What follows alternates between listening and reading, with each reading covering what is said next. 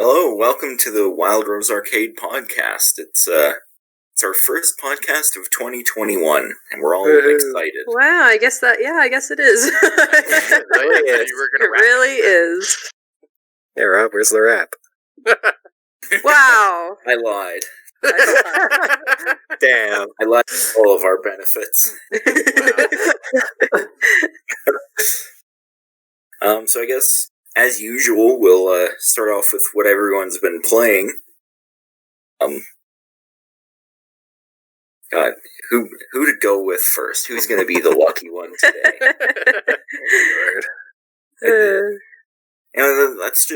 Let's go down the way I did in the last episode, just how everyone's listed in my Discord window. Yeah. Yeah. So, Jordan, what have you been playing? What have I been playing lately? One of the games I've been playing lately is a game called Pathfinder Kingmaker. Oh, yeah. If you guys are familiar with Baldur's Gate at all, or Neverwinter Night, A little, it's basically a newer, recent game, but it's made by a different company and using Pathfinder set. It's basically been that and a little bit of Mass Effect 3, because I finally finished other playthrough on that game. But it hasn't been a whole lot recently, honestly. Usually I'm playing a lot more, but I know, right? Actually, the Kingmaker actually has a lot to it, and it's taking longer than I thought it would. Which isn't a bad thing. It's a lengthy game. Yeah. Also, I just want to quickly point out, we didn't really acknowledge, this is the first time Jordan's actually appeared on a podcast. Is it? Yeah. Just because I'm not talking doesn't mean I wasn't there in some form or another. Yeah, we just have him in the corner for every single episode. No, I just hang out Tom's window and look at. Yeah, he stalked us too much that we just figured we'd invite him in. Yeah, It's like the little kid, little brother situation. We just gave him a microphone that wasn't plugged in. Oh. In fact, I'm still hanging out that window right now. My computer setup's fucked, dude. But yeah, that's other than that, and playing Among Us with you guys from time to time, and starting like actual tabletop Pathfinder. I haven't really been doing that much lately. I've been meaning to break up my VR headset stuff again, but in terms of like recent new age games, like current games, I don't think I've really been playing any. Yeah. Part of it is just, like, it's early in the year, nothing's really come out yet. That's true. Yeah. I mean, even, like, 2020 related, like, I didn't get into, like, the new Doom or, like, Animal Crossing, stuff like that. I never did end up actually playing any of them. To be fair, I usually play shit, like, 4 years too late for every game that I've ever played. Like, hey, I'm gonna play this. When did this come out? Oh, like 4.5 years ago. Well, like, I mean, in defense, like, games are so expensive nowadays that sometimes playing it right as it releases sometimes isn't the best idea. So waiting a couple months until, like, people have dissected the game and you can really get a full understanding of what you're gonna buy and play is always a smart move now, because, like, I mean, here in Canada, like, our games are, like, almost $100 now, which is crazy. It's an investment just to buy one game, and if you buy it, like, at launch or pre-order it and it turns out to be no good, then you've essentially just thrown away your $100, right? So yeah. And depending on who the game is from and stuff, you are, like you just said, Holly, taking a bit of a risk. Yeah, right. Yeah, unless you really know, like, you really have a really good understanding of, like, the kind of game that you're buying. And that all depends on, like, about, like, advertising and things like that. Then usually it's always a good idea just to, hold off on some games. If games like Anthem proved anything, they can show you a game that doesn't even exist. Or Cyberpunk. No kidding. I haven't played or Cyberpunk. Yet, but I've heard it's been messy. I oddly haven't had any issues with Cyberpunk. So I'm one of those people that's just like, it's a fun game because it's been working. Aside from, like, a few weird things in which, like, I've had my car, I think twice now, I've had, like, a slingshot scenario where I just start flying. Yeah, that happens. But aside from that, it's like, oh well. To my understanding of it is that PlayStation 4 Pro and then regular PlayStation 4 and Xbox One are like unplayably shitty. But then Xbox One X and the current gen systems and PC, it does run, but it just has like bugs and issues. Mm-hmm. And I've also heard that like the more you play it, the worse it gets. But I'm not super far in, but I keep on getting ADHD distracted by like all the shit to do. Yeah. I've played a few decent hours into it. I didn't finish like the mainline story or anything like that, just because I was trying to pace myself. But I did lose interest. I don't really know why. I guess I don't know.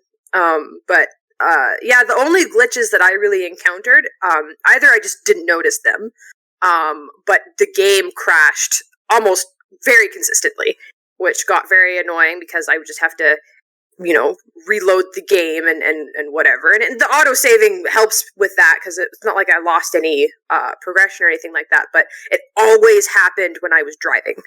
Always. Without fail. I've heard for some reason that's like a big thing. Yeah. Driving really the driving seems to have most of the bugs. And, that's fair. And like normally sometimes it would like freeze, and it seemed to happen when it was trying to like load another area or something like that. And the game would like freeze, and then I'd be like, "Uh-oh, are you going to crash?" And then it would just kind of like seizure its way back into functionality, and then I'd be like, "Oh, okay, that's fine." But then like 20 minutes later, it would do it again, and then it would finally just decide it wanted to crash, and then be like, "Oh, okay, here we go." And it was consistently when I was playing. That just makes me think of when Skyrim was still like brand new and shit. Oh my god! Like I had did you know Skyrim's turning 10 this year? Oh, I know. Yeah, it's crazy. That game, man. Oh my god! But yeah, that game on my laptop, because I'd download so many mods and there'd be so many moments that just started like seizuring. I'm just like, oh yeah. Oh no. And it's like, do you decide to live or die? That's the question. It makes me kind of sad that Square Enix was making, I think it was Crystal Dynamics, made the Deus Ex games, and they were like vastly superior to Cyberpunk, but nobody would ever buy them. They always underperformed. So now they've just straight up canceled the series, and then for some reason Cyberpunk, the world was like, oh my god, I can't believe there's finally Cyberpunk video games. And it's like, well, also they advertised it in a certain way that made people excited for it, and then like the Cyberpunk shell, I suppose, was just made people a little bit more interested, but it was because of what they advertised that the game could do that it never actually does. Anyway, we probably should get back on topic. Jordan, do you had anything else you wanted to share about what you've been playing lately, or? Yeah, like I was saying, that's pretty much been what I've been playing. There's been like a couple like fringe games, like in like the last 5-6 months that I've been playing, like things like Warframe. Those have been things I've gone to like every so often throughout the years. Yeah. Since like 2012. So yeah. Other than that, that's pretty much it. That's all. Alright. Nathan, what have you been playing lately? Well, speaking of Deus Ex, I've re-downloaded and just started playing the very first one. It's old, but boy, is it a good one. I've only just kind of gotten in I can't remember, like, the Liberty Island area, so I've only kind of just beaten it and gone into, like, the agency place. But, yeah. I don't know why I went from Cyberpunk to Deus Ex, but, God, those are such good games. Well, the second one was kind of meh, and the fourth one kind of felt like it got cut off, but, like, the first and the third one are solid. I love those games so much. There are another 2 games that I play once in a while. I'll just go through them again. I've been to get back into, is it Human Revolution? The one that's on the 360? Yeah. That's so good. That's a good one. Yeah, I like what little I played of it. Yeah. The DLC map kind of throws me for a loop, but I still love it. Baby hurts me, but I still love it. It's fine. Jesus. Hot dogs, horseshoes, and hand grenades, as a few of you know. Oh yeah. And oh god, what was the game? Oh yeah, And for some reason, I decided to pick up RuneScape again. Hell yeah! Hell yeah! I love RuneScape. I know people give it such a hard time and whatnot, but it is one of the most robust games. It is incredible. I have probably put 200 hours at least in the last 3 years. I haven't played it in about a year, but once I went back to it about 6-7 years ago and actually got a membership and actually started playing, fucking incredible. So good. I got a membership, started playing it. It is like a blast. I've been loving it. Music is amazing. The content is amazing. There is literally hundreds of hours of content in the game. There's so much content. I started and go, oh my god, what do I do next? They are still updating the game. They're still doing stuff with the game. I remember when I was younger, people always used to be like, oh, that's fucking RuneScape. What the fuck is this? But it is literally one of the longest running and most robust RPGs I've ever played. Yeah, I remember back around junior high, it seemed like every single one of my friends was playing it. And the thing is, Rob, the game has only continuously improved since then. Yeah, and I don't say that lightly either. Solid right now. I've been having an absolute blast. Yeah. I've heard about it a bunch of times, but I've never actually looked into what it is or It is anything. A gigantic open world RPG. Yeah. So it's not going to be It's also an MMO. Yes, it's also an MMO. But the entire game is designed to be single player. That's kind of not true. Most you of can the game do is designed to be a single player everything experience. Single player. But there is certain co-op activities you can do. But it is literally a game that is designed around the skill system and the quest system. And all of that is pretty much single player. And you can literally do quests for hours, and some of those quests are absolutely incredible. I say some, by that I mean literally 60% of the 450 different quests that they have, some of which take 6 hours on its own. It is actually incredible the amount of things you can do, the amount of things you can explore. The world in that game is so big, there is still places I've never been. Yeah. No, it's been an absolute blast. I've enjoyed it. Now I want to go play RuneScape. I might have to go. I might have to go check it out. I used to play a lot of MMOs back in the day, but I started to get I'm a shy person, whether it's in public or on the internet. So I usually don't like to play multiplayer games when I have to because sometimes those kind of MMOs will force you into party situations. Yeah. For certain quests and stuff like that. RuneScape. I'm the same way. I hate playing with strangers. I'm a solo snob, okay? That's why I think of RuneScape. That's why I enjoy it. Like Skyrim, but it's an MMO. Right. Yeah.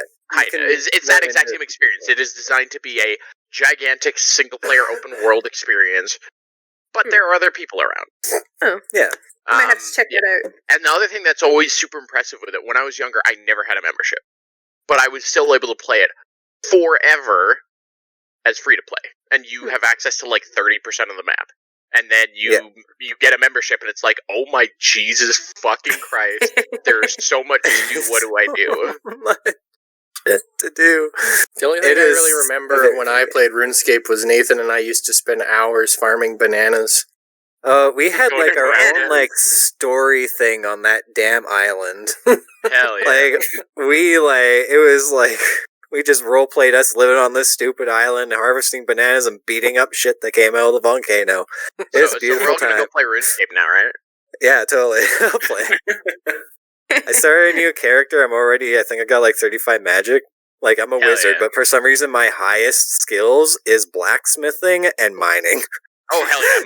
I actually, I'm a wizard. Literally last year, I went through and finally got to level 99 mining and smithing, and got both of those capes. And I was fuck yeah. I remember when I was a kid, and I'd see somebody with one of them, and I'd be like, oh my god, it's like a god in real life. I know. These are mystical creatures. Jesus! Honestly, pretty much. When you were young like that, somebody was level 99, and you're oh my god. Yeah. Now my character's running around, and he's it's always like that when you play MMOs, and then you see you're just the little noob squishy, and then you see all the high level people over there, and you're I want to be you. So who's next on the list, Rob? I don't know why it doesn't show us all in the same order in every window. Like, it's just alphabetical by username in mine. Yeah, same. But anyway, you're next, Tom. Oh, okay. So I've actually, out of character for me, I've actually played a couple different things relatively lately. Ooh, really? I was playing Jedi Knight, Jedi Academy again. Oh, yeah. And Good I game. really love that game. I really hope that we start getting good Star Wars games like that one again sometime. Same. I played the Balan Wonderworld demo. It's, that's good, huh? It's painful. Oh, So, really? the very short opinion, my opinion in a very short manner is its universe and its art style and its music are all so unique and cool, and I'm happy that this level of effort went into the creativity behind it. Mm. But the gameplay is so boring. Yeah.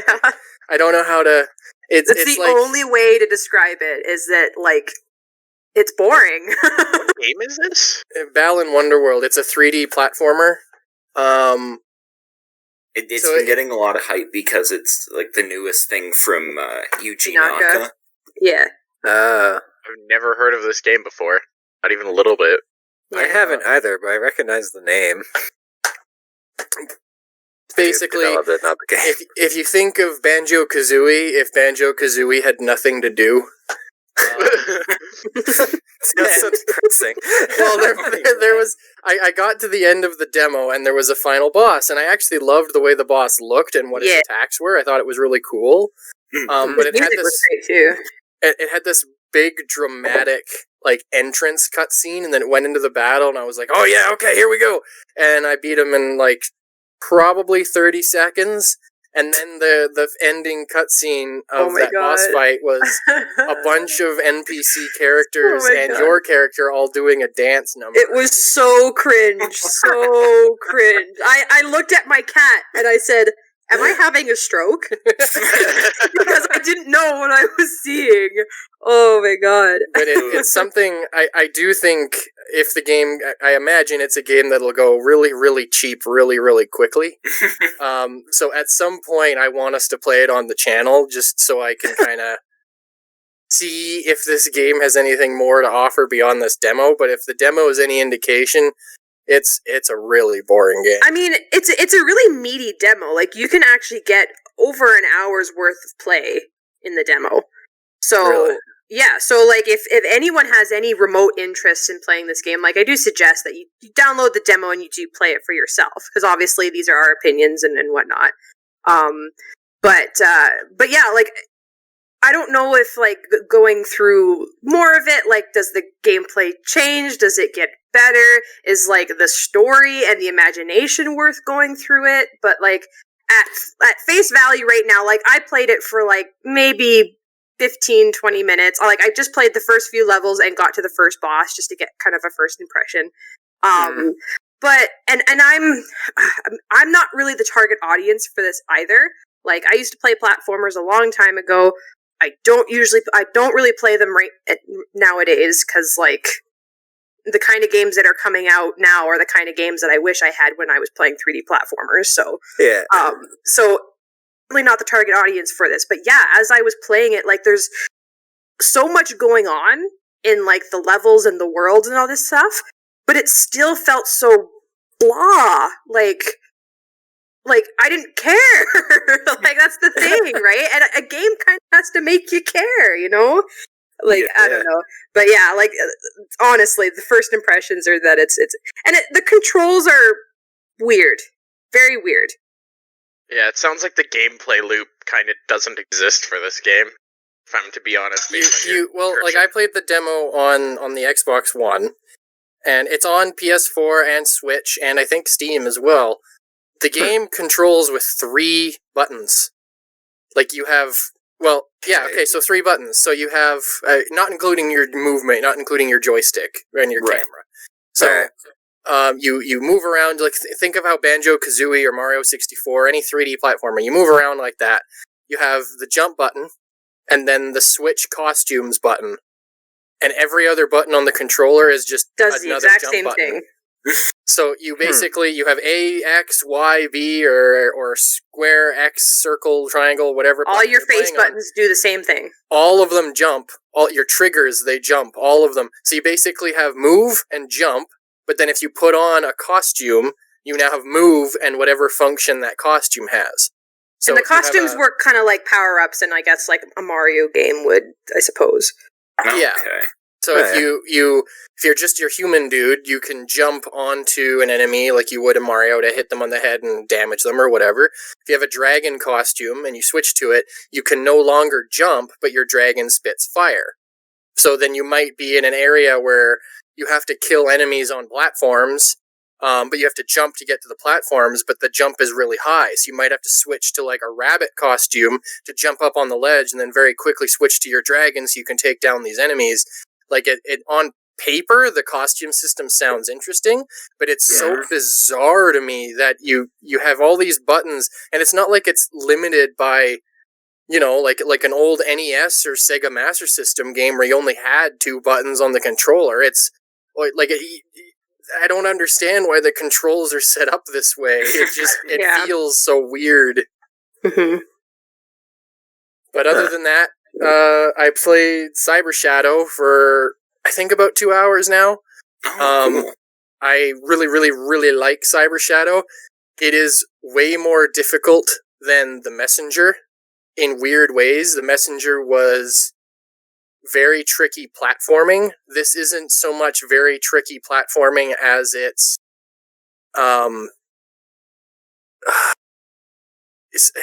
almost like a platformer with bullet hell elements.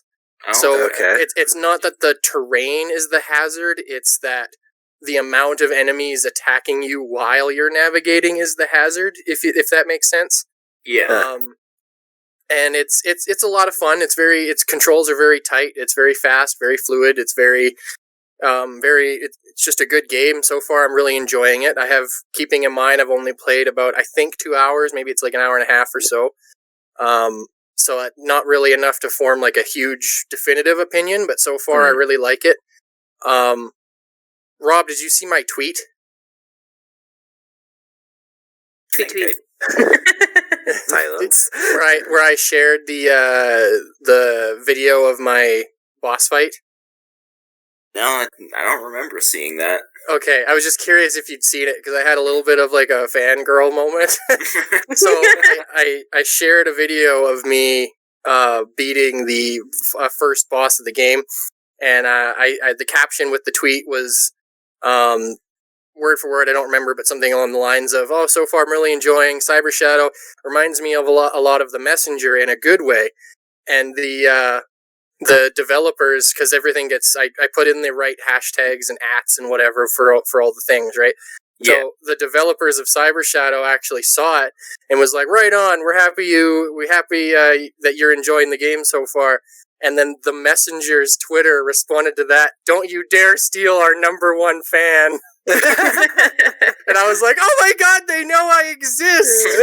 I think they also commented that The Messenger was a big influence on Cyber Shadow. So, which is why the devs for The Messenger came at you and it was like, "Don't take him!" The #1 fan. Yeah. That's cute. I like that. The only other game I've been playing lately was kind of on again, off again. I've been playing Pokemon Red version. I've been doing my first ever Nuzlocke. And it's been heartbreaking. Yeah. I remember seeing you do that a little bit. Getting murdered by what was it? I think a sparrow killed you, and then you caught a sparrow, and then another sparrow. Well, yeah, I had a Rattata named Mickey Rodent. Oh, yeah. And he was got eaten by a bird. He was killed by a Spearow, and then later on I caught a Spearow, and I can't remember what I named him.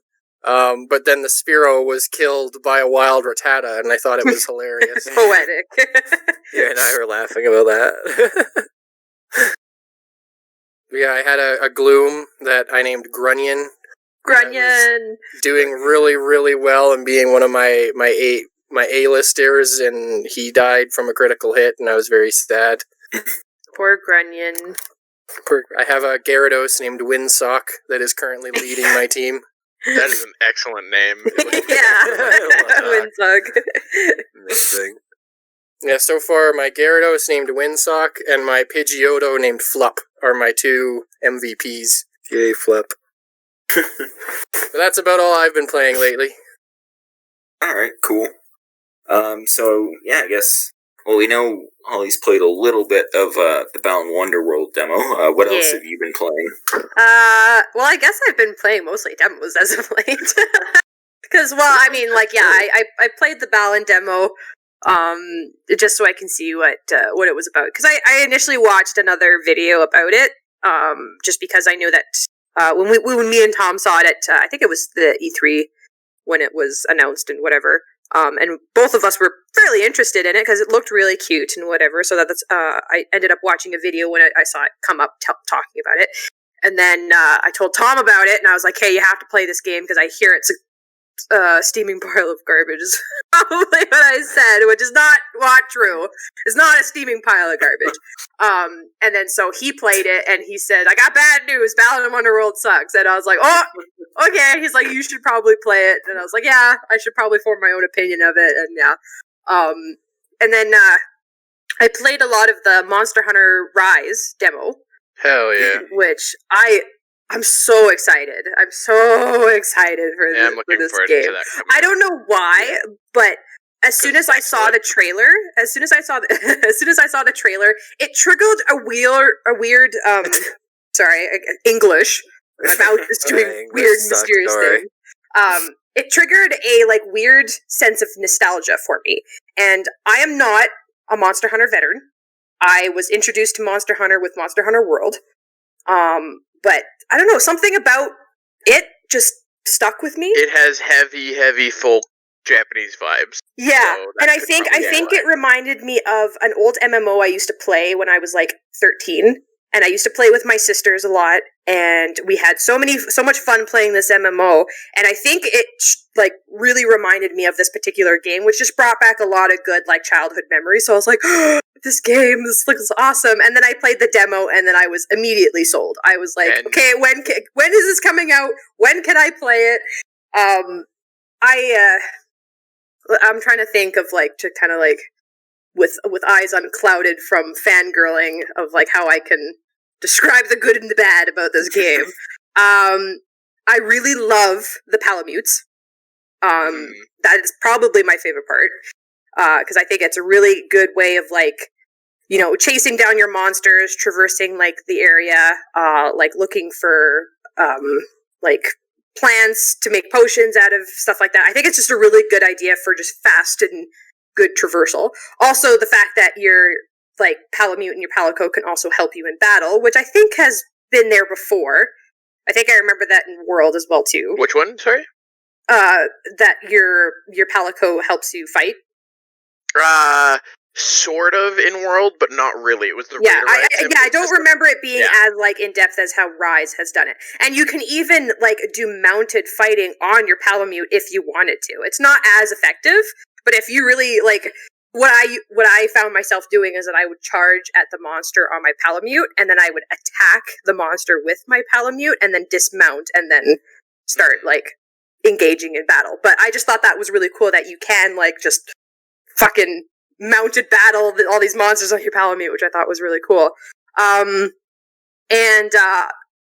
what else? The wire bug. Yeah, the wire bug. I didn't use it too much. Like, I didn't experiment with it very much, but I think it's a really good idea, especially the way that they've built the terrain, too, is that there's a lot of verticality in a lot of the, like, maps and stuff like that. So, using the wire bug, which basically, if you haven't seen any of the trailers or know what I'm talking about when I say wire bug, is it works a lot like a grappling hook, basically. Okay. And so, I think you can, like, grapple between these wire bugs. Like, some of them will have, like, nests in certain places, and you can actually, like, I guess, grapple your way to, like, so you can, like, do a chain grapple, like, up a mountain, for example. You can also like grapple your way upward or forward, so you can like kind of dash at things if you felt like it with using the wire bug. Which is pretty neat. It's a different way of like using your battle system. What else? I don't know what else to say, really. It's also part of combat, though, too. Yes. It's a very big implement in combat itself. Yeah. It took me a while to get used to the combat. Like, my first couple of hunts, I died a lot. I still haven't killed the Mizuzune yet.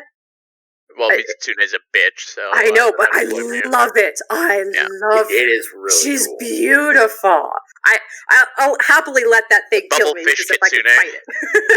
I love it. I just love the way it looks. I love the way it moves. Everything about it, I love it. But, so yeah, I played the beginner and the intermediate a couple times. And it took me a while to get the hang of the fighting, and of course I was switching between different weapons just to test everything out, which is really nice about the demo. Today is actually the last day for the demo, so if you wanted to play it, do it today. Too late by the time this comes out. Well, I guess so. Yeah, I guess we're recording. Yeah, we're recording this on the 31st of January. So, but I meant for you guys. But yeah, you can play as like they give you preset characters, but you can basically test out all the weapons, so that you can kind of get a feel for like how you want to hunt, things like that. The demo also has a tutorial for just like overall tutorial, which I did first just to kind of get a grasp of what I was doing.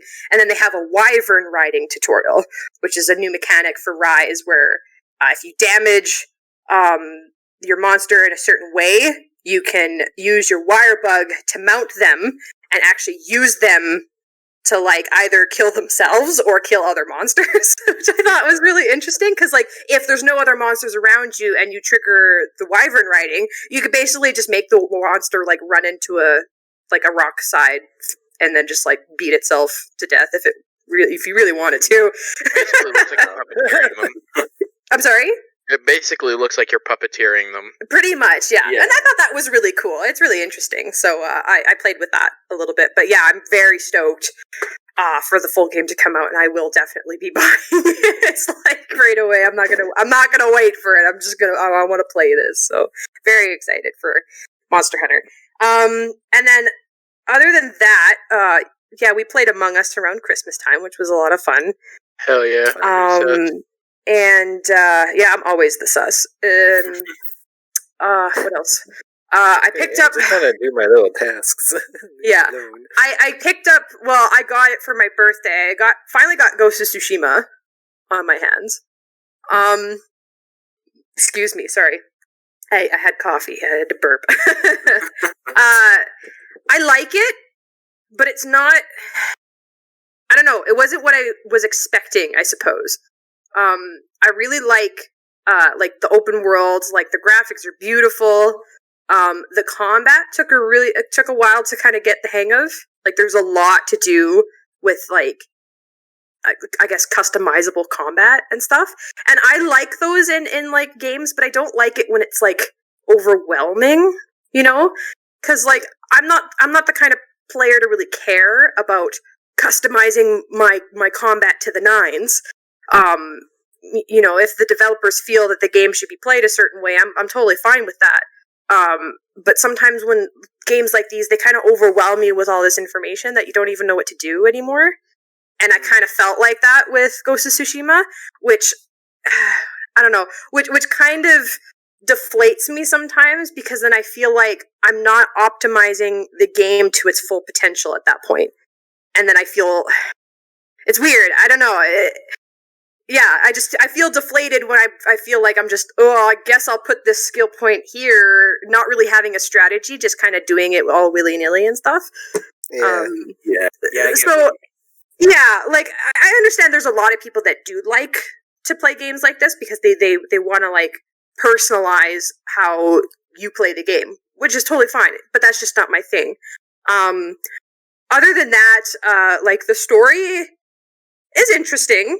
I didn't get super hooked on it as I thought I would. Like, I feel the characters kind of lack a little bit of like personality sometimes. They feel, I don't know, so far they felt a little flat, in my opinion. And that's also too, I've only really scratched the surface of playing the game, so maybe it gets better.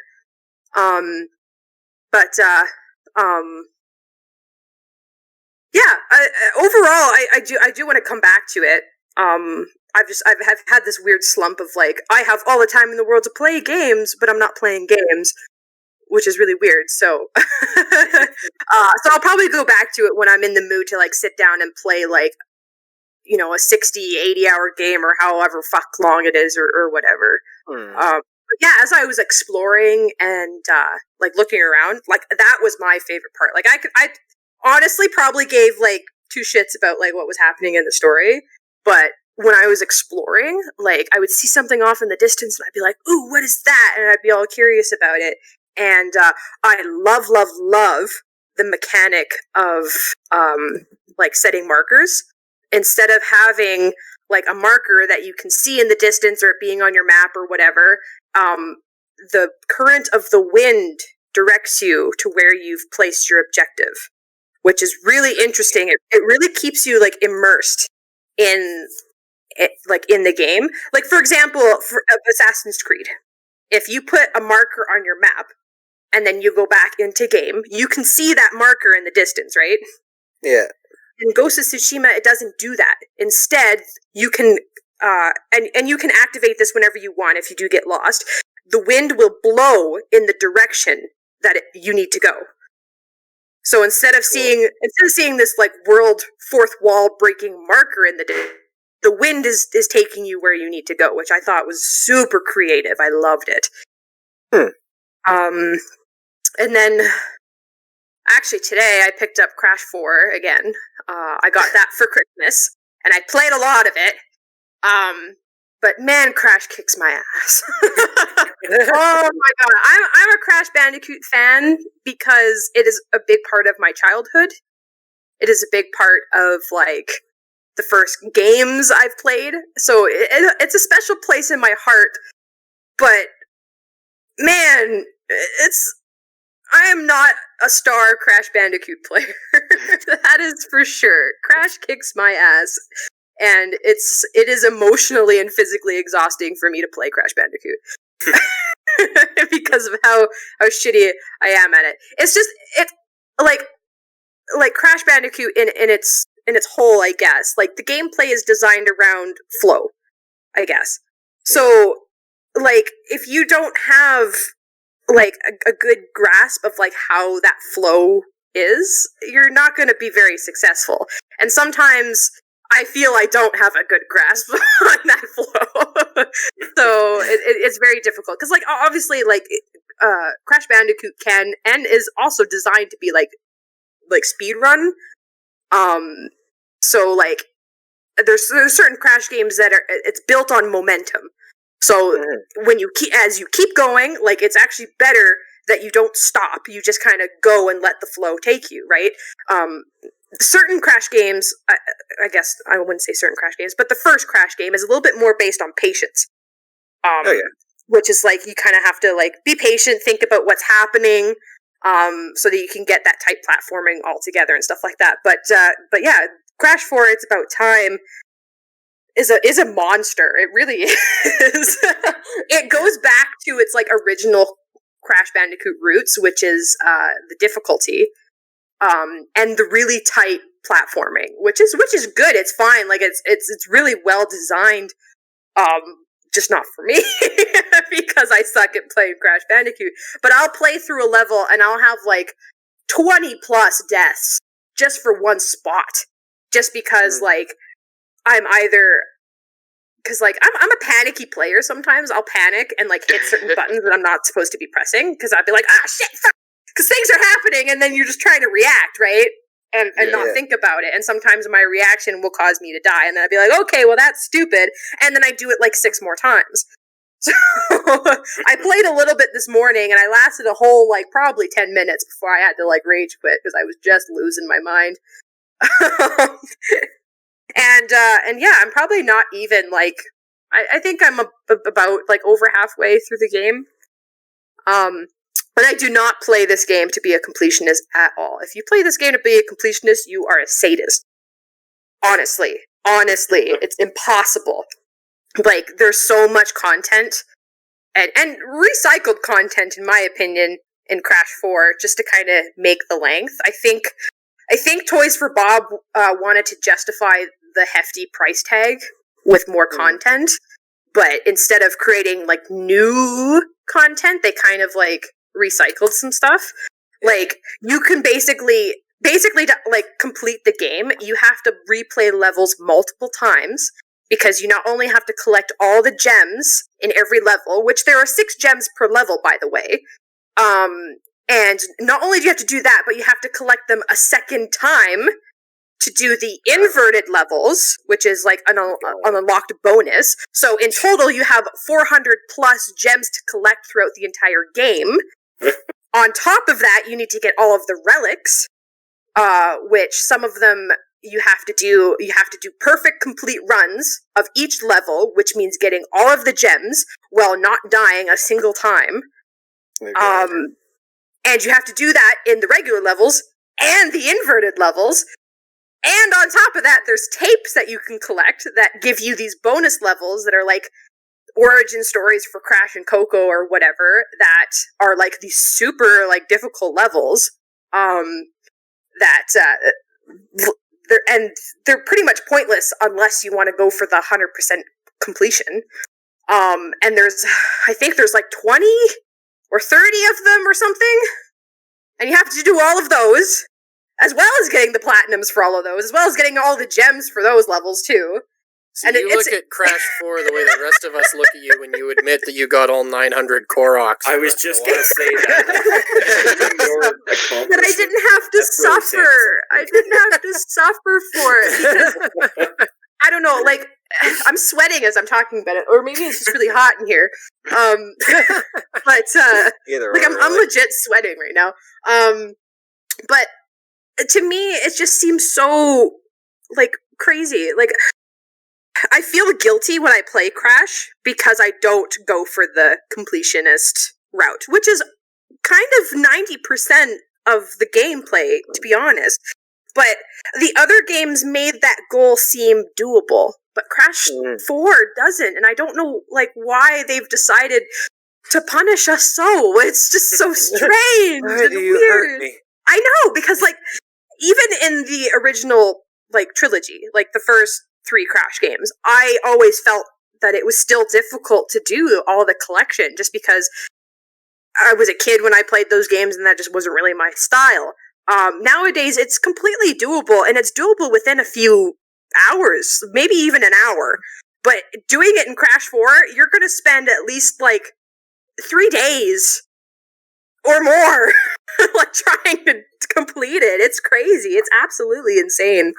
And the fact that a lot of it is just, like, reused content kind of sucks, you know? Because, like, a lot of the justification for it is that, oh, you have to collect all these 6 gems for this level, but then you also have to do the inverted level, and then you also have to do, like, there's some, like, time warp levels that are, like, the same level, but only halfway, and blah, blah, blah, and it's just, like, it's just so fatiguing, and and that kind of sucks. But, like, if you're a casual player, if you play Crash casually, like I do, it's still a challenge.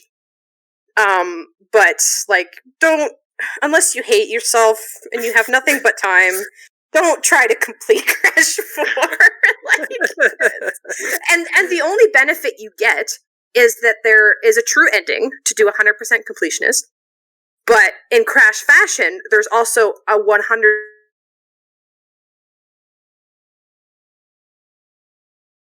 Holly, I think you're... there you go. Cut out. Yeah.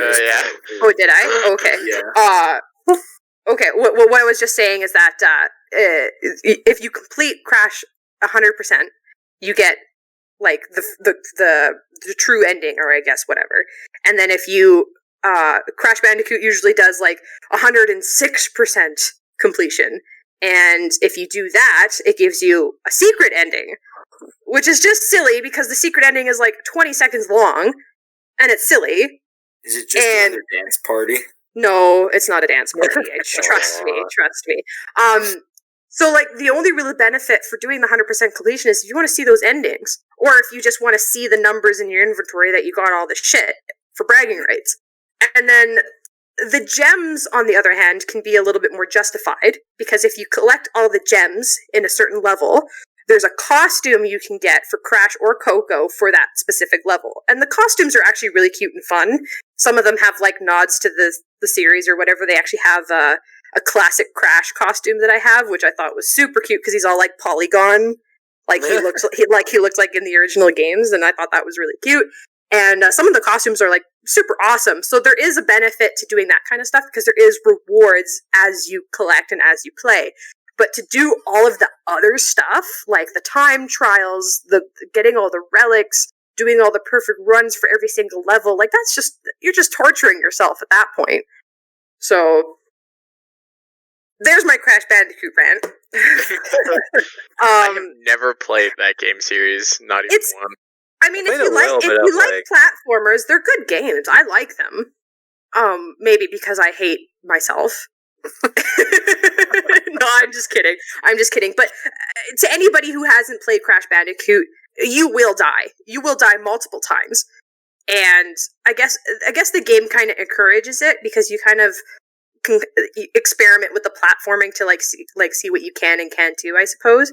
Crash 4 is actually a little bit better for that because they did a modern mode and a retro mode, which changes how your life points work. In the original Crash games, you could collect lives, and every time you die, you would lose a life, right? Mm-hmm. And if you ran out of these lives, it would kick you out of the level, so you'd have to do it again. But in the modern mode in Crash 4, you can trade not having lives, I guess. I'm not really sure how it works. But basically, you can kind of die as many times as you want, really. It just, the only sacrifice is that you don't get a gem for it, because there's a gem that you have to get in the level if you die less than 3 times, and then you get a gem for that level. So if you exceed that death count, then you just don't get that gem. But basically, you can die as many times as you want. Like I told you, I died like 30 times in one spot, and it didn't kick me out of the level. So there really is there's little consequence for doing that kind of stuff. And then so that way you can kind of try again without the consequence of having to restart the entire level all over again. You just go to the last checkpoint that you picked up or whatever. Yeah. But yeah, I mean, if you like platformers, Crash is like, they got tight platforming, like they have like some like really cool levels. Like the characters are awesome. Like they have so much, they're oozing with charm and personality. Like Crash is just a stupid idiot that I just love. He's just a moron who eats the things he collects. and yeah, it's just it's a fun game, but be prepared to kind of stress yourself out a little bit, in my opinion. If you're good at platforms, then I guess Crash probably won't be too difficult for you. But yeah, moving on. Games I've played other than those. We played a little bit more Zelda recently, Master Mode. That episode will be going up on the 1st of February. I think it's February 2nd. February 2nd? Whatever the Monday is. That's tomorrow. First. That's tomorrow. That's the 1st. Yeah. Yeah. Well, it is tomorrow. Yeah, it is tomorrow. Funny how time does that. Yeah, I know, right? Yeah, after playing the Monster Hunter demo, I picked up Monster Hunter World for a little bit. Not very long. Almost not even half an hour. It's hard to pick up Monster Hunter as a Dalian, so you're usually getting involved, because even a single hunt will take almost an hour. Yeah. And then, yeah, I guess that's about it. That's about all I played recently. But yeah, I got those 2 games for Christmas, so obviously I'd been playing Crash and Ghost of Tsushima. And then yeah, the demo for Monster Hunter and Balan as well. But yeah. Yeah, that's pretty much it.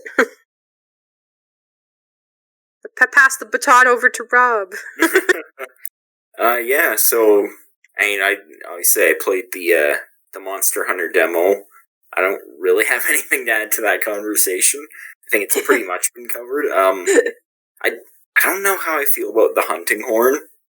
Like, they've changed some stuff. Oh, about it. I didn't test out the hunting horn, so I couldn't tell you, actually. See, that's interesting. I haven't actually I haven't done the demo myself, but there's a good friend of mine that I've played like hundreds of hours into the Monster Hunter series with, and he was super jazzed about the hunting horn changes. So I'm curious what threw you off with it.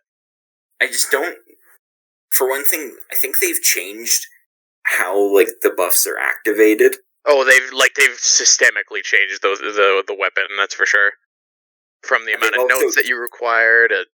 Yeah, they've also taken out the one buff that I use the most that actually raises your movement speed. Oh, yeah. If they haven't taken it up, I don't know how to get it. Oh, okay.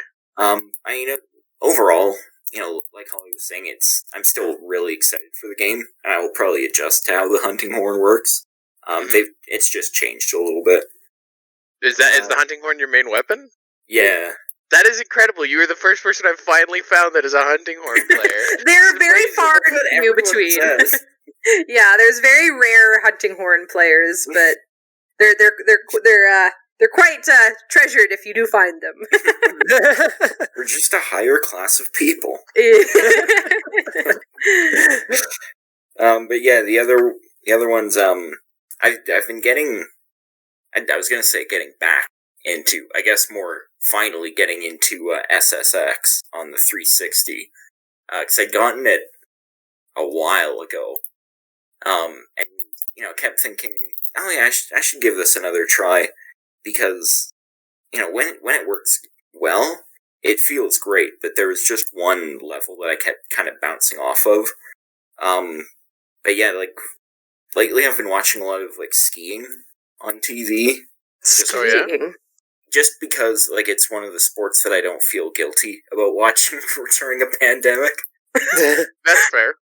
Okay, alright. But yeah, that got me thinking, oh, I should give SSX another try. And then the one stage that I was stuck on, basically throughout a whole, what was it, like a 2-hour conversation with Tom and Nathan on Discord, I just like threw myself at it over and over again until I finally got past it.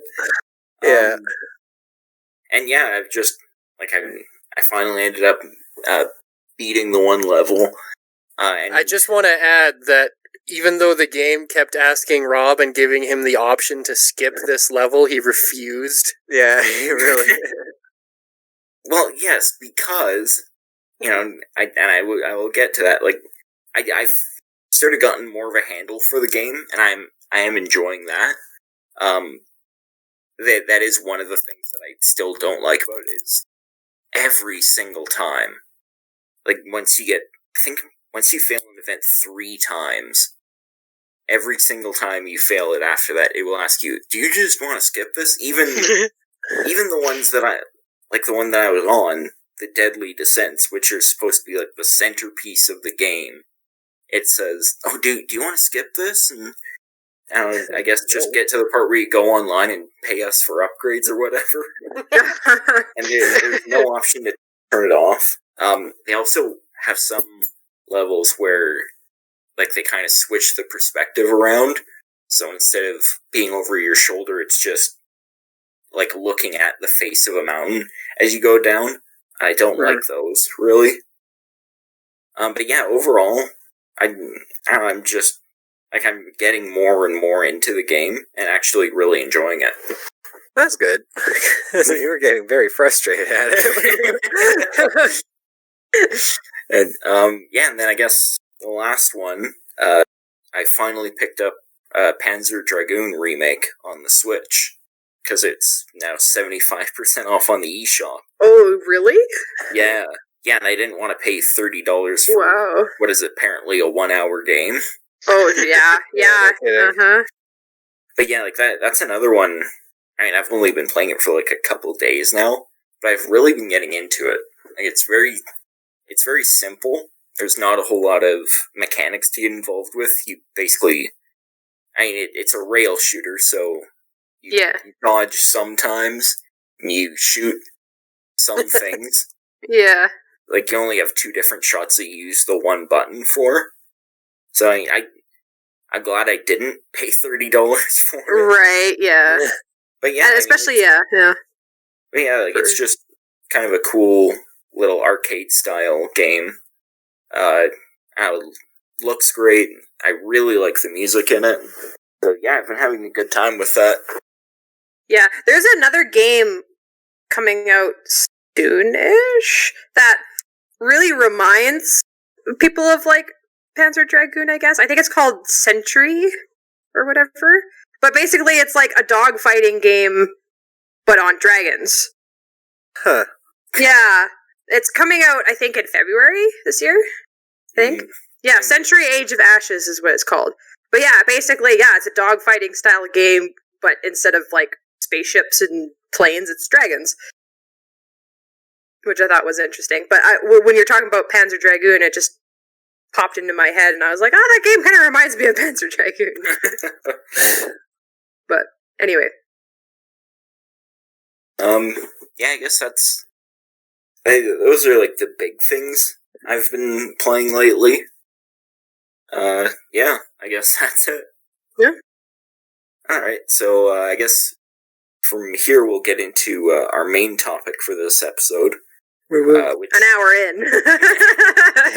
Right, as per usual. Yeah, that's nothing new. Yeah. But yeah, I guess it's good that I've been playing Panzer Dragoon Remake, because that's our topic. Well, there you go. Is games that we'd remake. So that's... we've sort of been talking about, what makes a game worth remaking.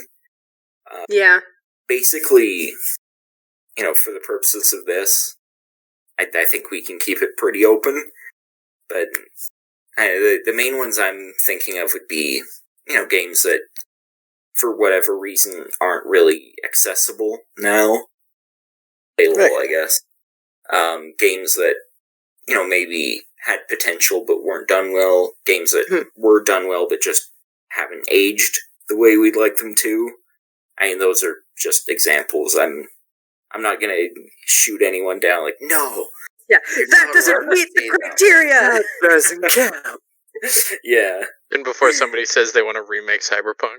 I don't know, at this point I'm like, I would remake Balan Wonderworld. I think that's valid. Citizenity Snap. Game's not even out, and I'm like, yeah, we need a remake of that. I'm actually curious if the negative press it's getting will make them just pull the plug on its release and like... Probably, because it's supposed to come out in like 2 months. It's supposed to release in like 2 months, so I don't know if like they can change anything in that amount of time. But if there's so much negativity towards it, where people are actually, I've heard people have actually pulled their pre-orders for it after playing the demo. So they're probably going to be like, hey, well, we realize that people aren't happy with the product, so hopefully they do just delay it so they can fix it. Because it would suck for them to just release it as it is when people obviously have disliked what they've seen so far. Yeah. But anyway. So yeah, I guess let's get into it. Yeah, I guess we'll just go down the list in the order we did before. Yeah. Especially since Jordan mentioned that he actually came to a pretty quick conclusion about which game he'd remake. Yeah, because it's something I've talked to people about before. So, wait, it's a little... Can I take a guess? What is it? Is it Dungeon Keeper? Oh, damn, that was actually... So, okay, so, yes, if War for the Overworld didn't exist, I would say 100% yes. But there is actually an indie company, I can't remember their name. They made a game called War for the Overworld, which is a spiritual successor to the Dungeon Keeper series. And, like, to its core, sure, like, everything looks different and has different names, but, like, even the narrator is the exact same narrator as the one from 30 years ago, who also is in such wonderful things as Peppa Pig. Don't ask. Oh my god. What name been popping up for me lately? So, yes. Oh my god. Technically, the Dungeon Keeper series, as its specific aesthetic, I would love a remake. People don't even know what that game is anymore, though, so, like, I know it's never gonna happen. But yes, that's like, I hadn't even thought about that, but that is an excellent point. Yes, the Bullfrog needs to come back alive and make Dungeon Keeper 3 War for the Overworld, which was their plan before EA killed them. Yeah, EA kills everybody. So, the EA likes actual murder. title that I had in mind, it's kind of topical, actually, because there is a remaster of the series happening this spring.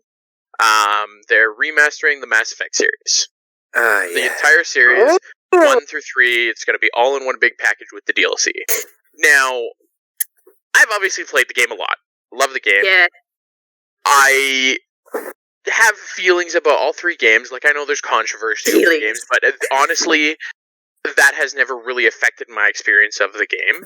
Yeah. And I feel that as the games went through, like, they really improved on certain things. And maybe certain other things were lost, but they were necessary for the health of the game. Now, Mass Effect 1 is in this, but it's just getting a remaster. It's not getting a remake, which, for me, and for probably most people here who've played it, totally fine. Yeah. The problem I have is when you play Mass Effect 1, and if you really, really look at it, you can really tell how dated the system is. Like, the story is incredible. It is by far the best part of the series story-wise, because it sets the stage for the Space Odyssey. 100%. Sure, the other ones, like, do the climax well and, like, finish the story nicely and all that. Well, depending on who you ask. Finish the story nicely and all that kind of stuff. But, like, the feel and atmosphere of the first game is excellent. It's incredible. Well, it's what set the stage for everything else. So. Of course, yeah. And it, like, you have people even today still referencing Mass Effect 1 as, like, the standard for whatever and what have you.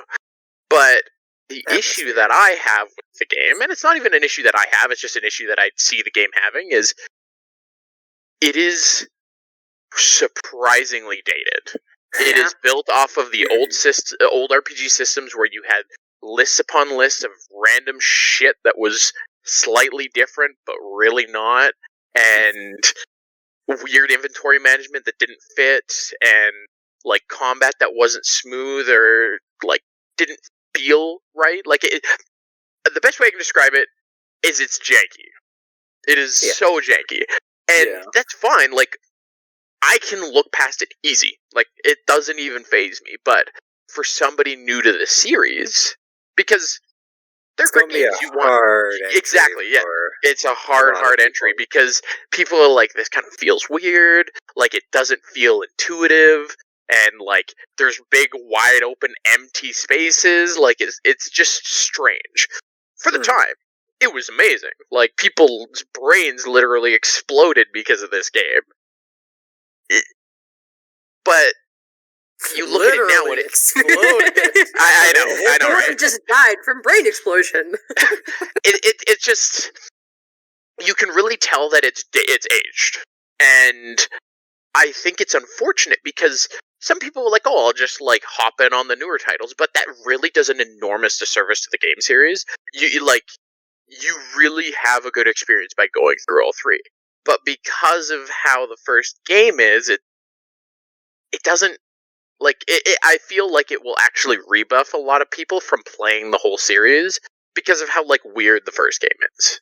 You can get through it, and if you're used to those kind of games, it's fine, but say as somebody who's completely new to the series and never played it, they'll be like, I mean, I guess it's fun, and then you're just sitting there like, no, please, I promise, it's incredible. It's so good. Yeah, like, it is by far top game series I've ever played. But I will admit, in this day and age, the first game really, it's held up. I'm not about to say it's not, but it's. But like, especially since how like games have evolved, especially since then, we have different expectations. Yes. So especially if you're trying to introduce a new audience to Mass Effect. That might not translate well when like you're playing that first game, and you can clearly see the age in it, and especially when players nowadays have that new expectation, which can kind of put people off. And like, I will admit, it gets a lot better as the games go by. Like, the combat starts improving, the game feel starts improving. It does get a little less open, but it actually surprisingly works really well for the series. One thing I would totally do, though, like, I know Andromeda is a very controversial game, but the one thing they did do was nail how combat gameplay should be. Not necessarily the enemies that you're fighting and how that works, but how the actual combat feels is excellent. They need to, like, take that system and import it into the original series, and I think it'd be amazing. Because at its core, Mass Effect isn't a shooter, but it can be, and it could be really interesting. Mm-hmm. So that's kind of my shoe-in for a game that needs to be remade. In which it's definitely never ever going to happen, especially because this remaster is happening. People have asked for remakes before, and there is a lot of like content cleanup that they could do if they did a remake, but it'll never happen. Which I'm okay with, because the game is still amazing.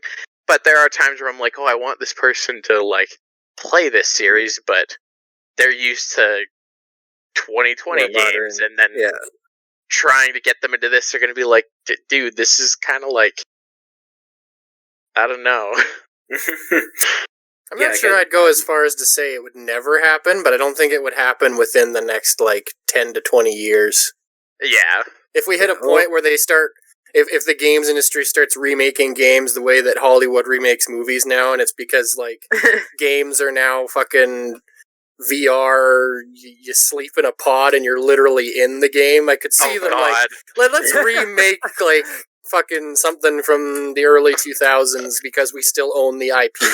Yeah. I would lose my goddamn mind. I would never come out of the pod. I'm actually very curious if Rob has anything to add to that, given that for the first time on our channel, he played Mass Effect 1. Yeah, I think, I'd say I broadly agree with that. Like, I think what they did that they got right is incredible for the time.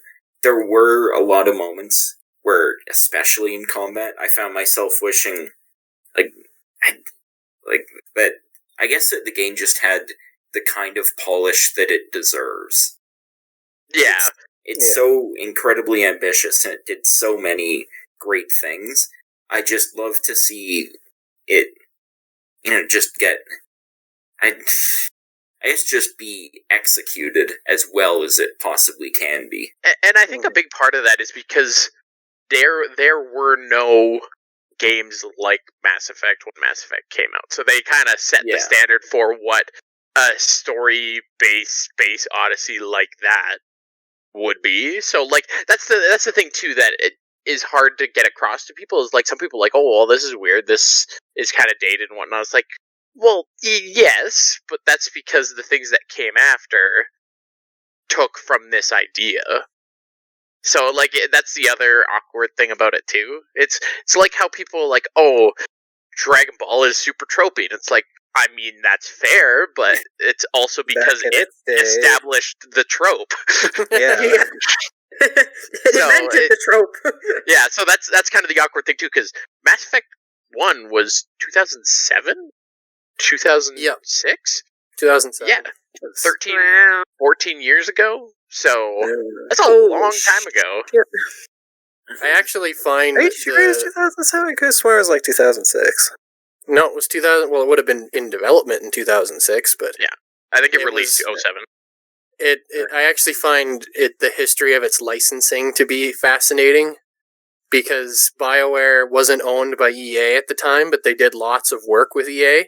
Mm-hmm. And after Jade Empire and Star Wars Knights of the Old Republic were so successful, they wanted to make their own space RPG, and EA kept telling them, no, we have the licenses to Star Wars, we have the licenses to this, we have the licenses to that. Why would we risk the investment of paying you to make a new thing when you can keep making something we know that sells? And so they put it out there that, hey, the developers that made Neverwinter Nights and Jade Empire and blah, blah, we want to make a new game. And it was actually Xbox. It was Microsoft Game Studios that said, hey, we'll fund it. And that's why when Mass Effect 1 came out, it was exclusive to the 360. But it did so well that EA decided to buy BioWare and buy the licensing rights back from Microsoft and turn it into multi-platform. And that's why the PC version came out in 2008. And then on PlayStation 3, they didn't even get Mass Effect 1 until 3 came out. They had 2 on launch day, and then 3 came out bundled with 1. But I find it really fascinating that it's something the rights to the series bounced around, and in order for it to even exist, they had to have the passion to create it and fund it and find a publisher who would, and that's how those things usually go, right? It's people don't believe in it until it happens because they're the trendsetter. Yeah, well, I think it's cool that like EA was scared of being a trendsetter, so they didn't want to fund it. But then as soon as it was a trend, they were like, yeah, we'll buy it. We'll pay Microsoft, a company even bigger than us, a huge sum of money to get the licensing rights back so that we can multi-plat it and then make the money off of it. Whereas imagine the money they would have just made right from the get-go if they had just funded it from the start. Yeah. That's pretty on brand for them. So. It's the same thing with Hollywood and films nowadays too. Is like creativity and original ideas are frowned upon because they can't guarantee success. You know, I doubt we'll see another movie like Star Wars, for example, where it was an original idea from a director, from his own mind and creativity. Investors don't want to see that because they can't guarantee that it's going to make a profit. And even the only reason that series worked out is because he basically went independent from the get-go. Yeah. So that's definitely I'm seeing the happen. same trend. I'm seeing the same trend with video games. Yeah. Is it's really hard to have, unless you have really good credibility from working on previous IPs and stuff like that, it's really difficult for original stuff to come out and for it to be decently funded and backed by other companies. So the problem is even consumers don't want. They'd rather see something they know. I know, yeah, because that's why you have the odd, the first Pacific Rim is such a great movie, but it got beaten at the box office by Grown Ups 2. Yeah. Yeah. I mean, to be fair, Grown Ups is an original idea. Oh my god. Yeah. Jesus. Fuck you, Rob. Grown Ups 2 isn't, though. But yeah, so that's that is the one game, if I were to remake a game, it'd definitely be that. Because it was such a incredible game. Even on its own, it was such a fucking good game that it would really benefit from a new age update. Somehow still keeping the formula there, but making it a game that would come out today. I think it'd be beyond incredible. Yeah, I agree with that. Did you guys hear that they're going to be making a 5th game? Yes. Yeah, we discussed it very briefly on a previous podcast. I believe my exact words was, "Do we need it, though?" You know what? Here's the thing. It may be the chance to try and save its reputation, but it could also cement it. Honestly, well, the thing is, sure, we can wait for it, but the chances, we have to wait and see what happens with Dragon Age, because if Dragon Age flops, chances are it's never going to happen. Yeah. So that's the other big thing, too, it is kind of a last chance for them, but they have a different last chance that they have to get through first. I firmly believe that if Dragon Age 4 does not do well, EA is going to shut down BioWare. Oh, yeah. I have a weird feeling about that too, yeah. Yeah, agreed. I'm actually surprised that it's lasted as long as it has, because they've shut down other studios way faster, the Dead Space ones. Was that Pandemic, or was that that was Visceral. Pandemic was they did lots of stuff back in the day, but the big thing they were famous for was Battlefront. That's okay. But they've cut. I'm surprised basically that they haven't cut BioWare yet. So we'll see what happens. And yeah, sure, the question could be do we need it? Realistically, with how the last game was and how not spectacular it was, because it wasn't terrible, it just did not meet expectations, and it was just meh. I mean, going back to you saying that you would remake, the Mass Effect series, I think if they took that route instead of making a new game, would actually make fans maybe more happy. And I agree with you. Right? The problem taking the games that they love and enhancing them to kind of, I guess, meet the expectations that we have for those kind of games nowadays. And then that way that we kind of already have the games that we know and love, but now they're, that they're I guess, newer, better, I guess. I don't know. But I think maybe that would be a better direction than just trying to make a new game that may or may not be successful, right? But I doubt the publisher will let them do them, though. I was going to say, that involves EA actually willingly spending money on it. Yeah, they're like, well, why would we do that when we could just remaster it and sell it? Which is what they're doing. And, like, you know what? Yeah. Sure, it's a cash grab, but you know what? If it's remastered decently well, I'm still going to buy it anyway. It depends on what remastering is being done, right? So... Well, yeah, with a remaster, like, that just means it's a graphical update. There's not going to be any content upgrades or anything like that. They might surprise us with something, but I doubt it. Usually, remasters are pretty explicitly, like, non-content. Yeah, remasters are usually just visual and frame rate as far as consoles go. Yeah. Unless you're talking about Xenoblade. But see, that there are some games that skirt, like, a weird line. Like the insane, like Crash Bandicoot's trilogy, they classify them as remasters, even though they technically are remakes. They were remade to be like 1-to-1 identical gameplay recreations. Yeah, which is why they classify it as a remaster. It's the definition is very skewed, but if the only difference is a visual, then it's a remaster. Yeah. I think the point of Jordan's thing is that it would be really unique and really cool if Mass Effect 1, if everything virtually, except for its combat and empty spaces, were left the same, but its combat was tweaked to be like how Mass Effect 2 and 3 do it, kind of a thing. Yeah. Mm-hmm. Oh, yeah. And, like, sure, we don't necessarily need the 5th game, but realistically, I still want it. Yeah. I'm curious to see what they'll do, especially after how poorly Andromeda did. I'm curious to see what will happen. Like, what are they going to change? What are they going to keep? Like, what are they going to do? Really a lot of speculation that involves both the original series and the Andromeda series, so I'm really curious how that's going to work out, too. Yeah. But yeah, it should be interesting if it ever comes to pass. Yeah. The thing that still bugs me is that Andromeda's core story concept is actually very interesting, but then they forgot to make the game fun. Yeah. I think, well, you know what would have actually made that game, like, I know we're tangenting a little bit, but what would have changed that game immensely is the other arcs, and by arcs I mean the other, like, ships called the arcs, not, like, story arcs. The other arcs were supposed to be part of the game as DLC. Yep. And because of how terribly received the game was, they canceled it. They got canceled.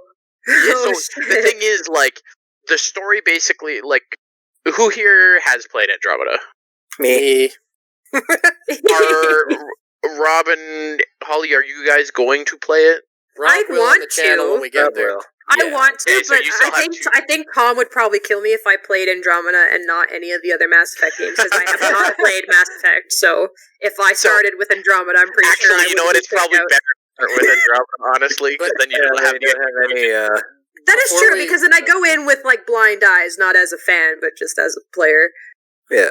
Before Jordan goes too far, I just want to quickly add, this would have been maybe a year ago. I can't remember if I said it on the channel, but I remember telling you guys, I've said on the channel many times, I'm in the game. I auditioned and got minor parts in the game.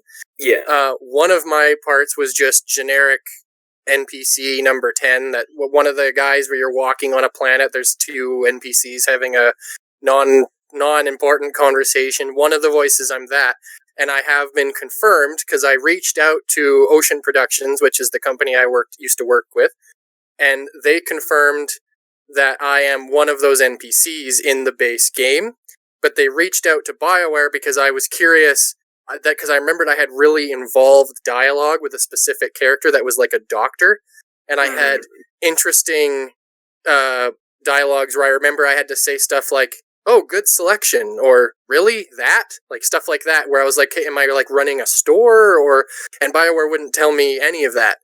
And they confirmed, because I remember when I was doing my audition, the director, I'm forgetting his name, but I think it was Phil something.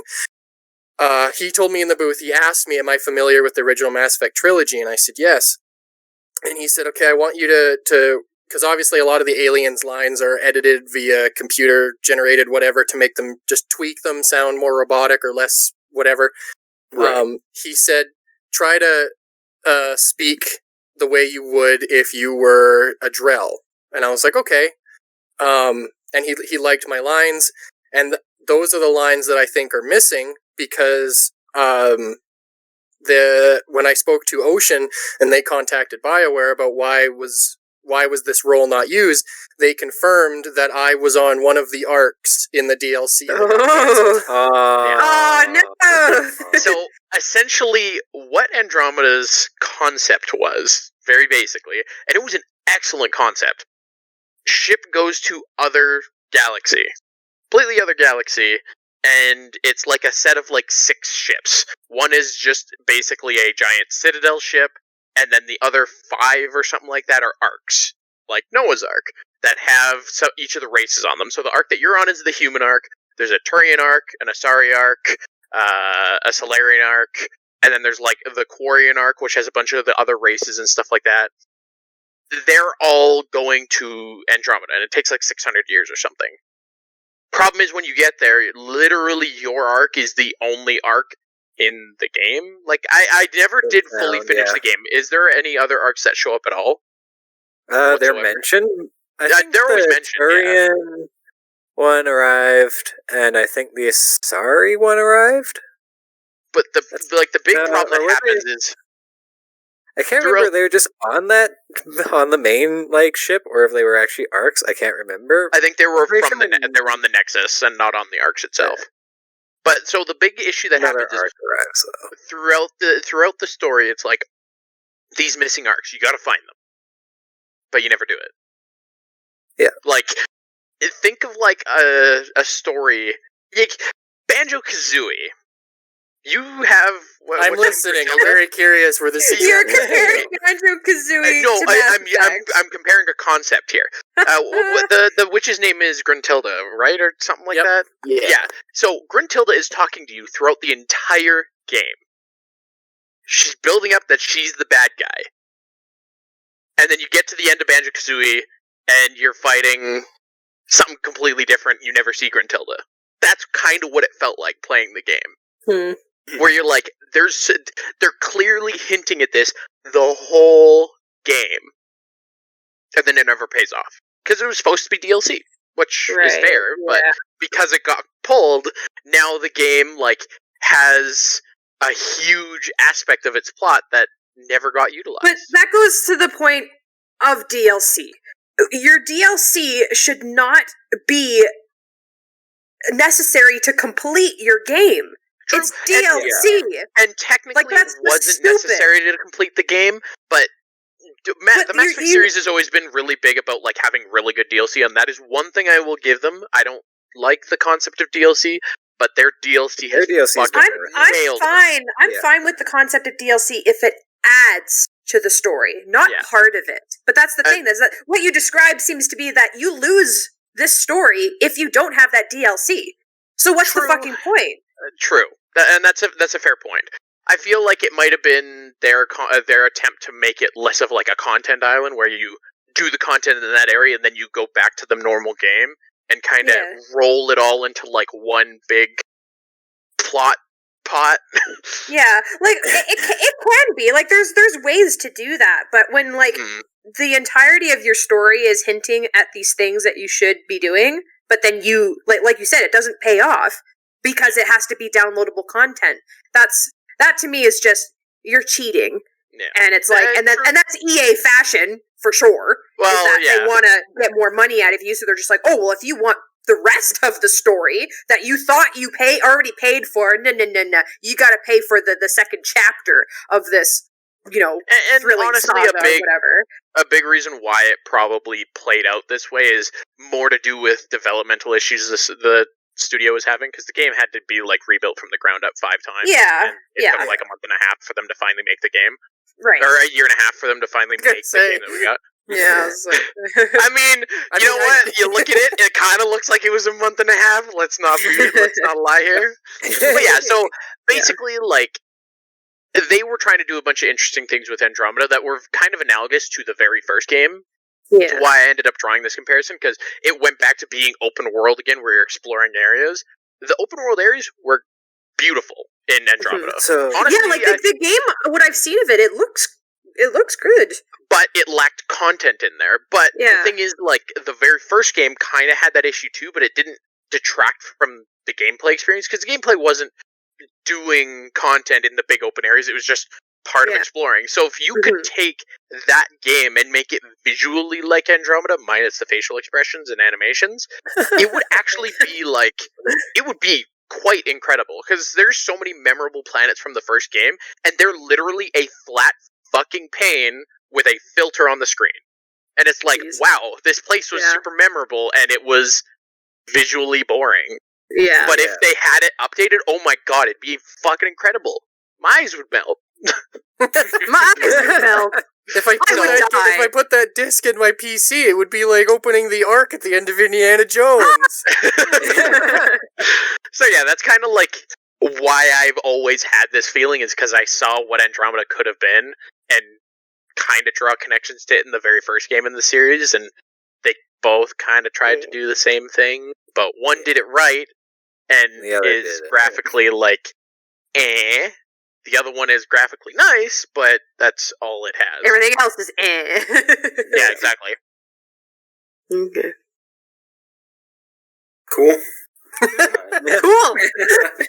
So I guess that means Nathan's up next. Oh boy, it only just got to me. Wow, that was quite the conversation. Well, first off, just because I'm curious, and I just want to hear, Tom, what do you think mine would be? Dora the Explorer and the Adventure to the Purple Planet. No. Perfect. Oh my god! I don't know what it was, because I was like, I wonder what Jordan's gonna say. I have no idea what he's gonna say, because it could be anything, because he plays so many like different games that I don't ever play or hear about or whatever. Yeah. And then as soon as he started speaking, I just had this like flashback to back when Jordan and I played Silicon Valley, and he spent like an entire episode ranting about how Dungeon Keeper 3 never happening pissed him off. And blah, blah. It's just incredible. Nobody knows it exists, but oh my fucking god, it's incredible. So it just suddenly, I just had this like, wait, I think I know. But for you, Empire at War. I don't know what kind of games you like to play, so. I really have no idea. Okay, to narrow it down, is it something we played together as we were kids? Yes. World is Not Enough? Jesus Christ, you're good. Whoa! I don't even know what that is. Me neither. Okay, so first off, I was totally sure he was going to say Empire at War, because I do love that game, but Empire at War has become its own beast. Like, I don't want them to remake it, because what it actually has evolved to with the community and everybody who keeps on working on it is a beautiful creation, and it doesn't actually feel that old. It's basically been remade. And it helps that Petroglyph has actually helped out with that too. They keep on releasing updates that modders really want, just to make it easier. But yeah, so my one is the James Bond games, and there's a really good reason. Well, actually, there are several good reasons for it. The main reason is that you just don't see campiness on that scale anymore. Those games are fun. They're ridiculous, but also, like, still realistic. Like, you're not like some super soldier fucking flying, like, back and forth on a fucking grappling hook and, like, going into the atmosphere and giving a demon a middle finger as you burn up. But, like, you're still, like, a secret agent on a jetpack, like, shooting at helicopters. And, like, it had, and, like, boy, there's so many points. And the enemies in it, and just, like, the corporations, feel ridiculously realistic enough. like, you still have to, like, they're ridiculous, don't get me wrong. You got, like, people with, like, a fucking golden eye that can see through walls and shit, and Odd Job with his hat that'll murder people from 50,000 feet away. But they're also, like Odd Job, some rich-ass dude who probably has the money to develop a hat that will murder somebody 5,000 feet away. I wouldn't be surprised if someone in this day and era could develop a hat that could murder someone from 50,000 miles away with drones. Just fucking be outside and hear this buzzing, and there's this top hat flying at you. It's a hat that's out of context. COVID. Sprays COVID everywhere. That out of context is fucking hilarious. Yeah, it is. And I really want those games because they are ridiculously amusing. I've never had a game as of recent years in which I put so much time and effort into crawling into somebody's trunk. Like, that was Nightfire. You fucking sneak across this entire complex just to crawl into some dude's trunk and drive away with him. I haven't played a game like that in a while. And there's just this old super spy campiness that I really miss. Yeah, we haven't really had any games that do that lately. Yeah, the closest one I can think of is Hitman, because it does still have that you're sneaking in, you're taking you're bumping off people, and there can be ridiculous things like I showed you the gif of the fucking briefcase flying homing after this one dude on a moped, but it just doesn't go that far with it, and a lot of the game it encourages you not to be crazy. Either you have to be full on crazy, or you have to take the game seriously in stealth and plan out your moves and shit. And yeah, I just want to fucking play as James Bond and hide in some guy's trunk and then grab a jetpack and murder him with it.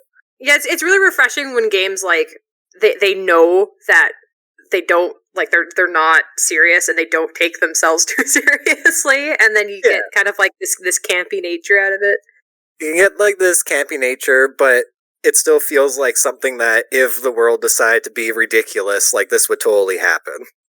Yeah. So yeah, that's my main game. It doesn't have to be world design exactly. Nightfire was another one. That was that's not the one. What was the one that took us? We didn't realize until we were 20 that the end of that level is you literally just have to crawl into the guy's trunk. You don't have to kill him. You don't have to steal stuff, or you just literally crawl into his trunk. Yeah, that was World Is Not Enough on the Nintendo 64. Okay, yeah. Because we had you have to sneak around a mansion and bug some phones or something, and then you have to sneak around a hedge maze and do something, I can't remember what.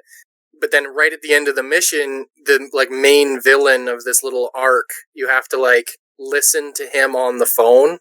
You have to tap the phone, then you have to listen to him on the phone. And Nathan and I would always get there, listen to him, he'd get in his car, and he'd drive away, and then we'd get mission failed. So then we thought, okay, maybe we have to kill him. So then we'd listen to the conversation so that we know what, canonically, we know, what the conversation was, and then we'd shoot him, and then mission failed. And it took us, we were probably 10 years old or something when we played the game, and we were 15 or 16 replay. Oh no, we were definitely over 18 because we were drinking. But we were playing the game while just hammered and having a good time. And Nathan jokingly was I'm just gonna slash this guy's tires or something. And as soon as he got near the car, it triggered the scene of Bond climbing into his trunk. We were it took us fucking 10 years to figure that shit out. Yeah, no. Yeah, I'd be honest.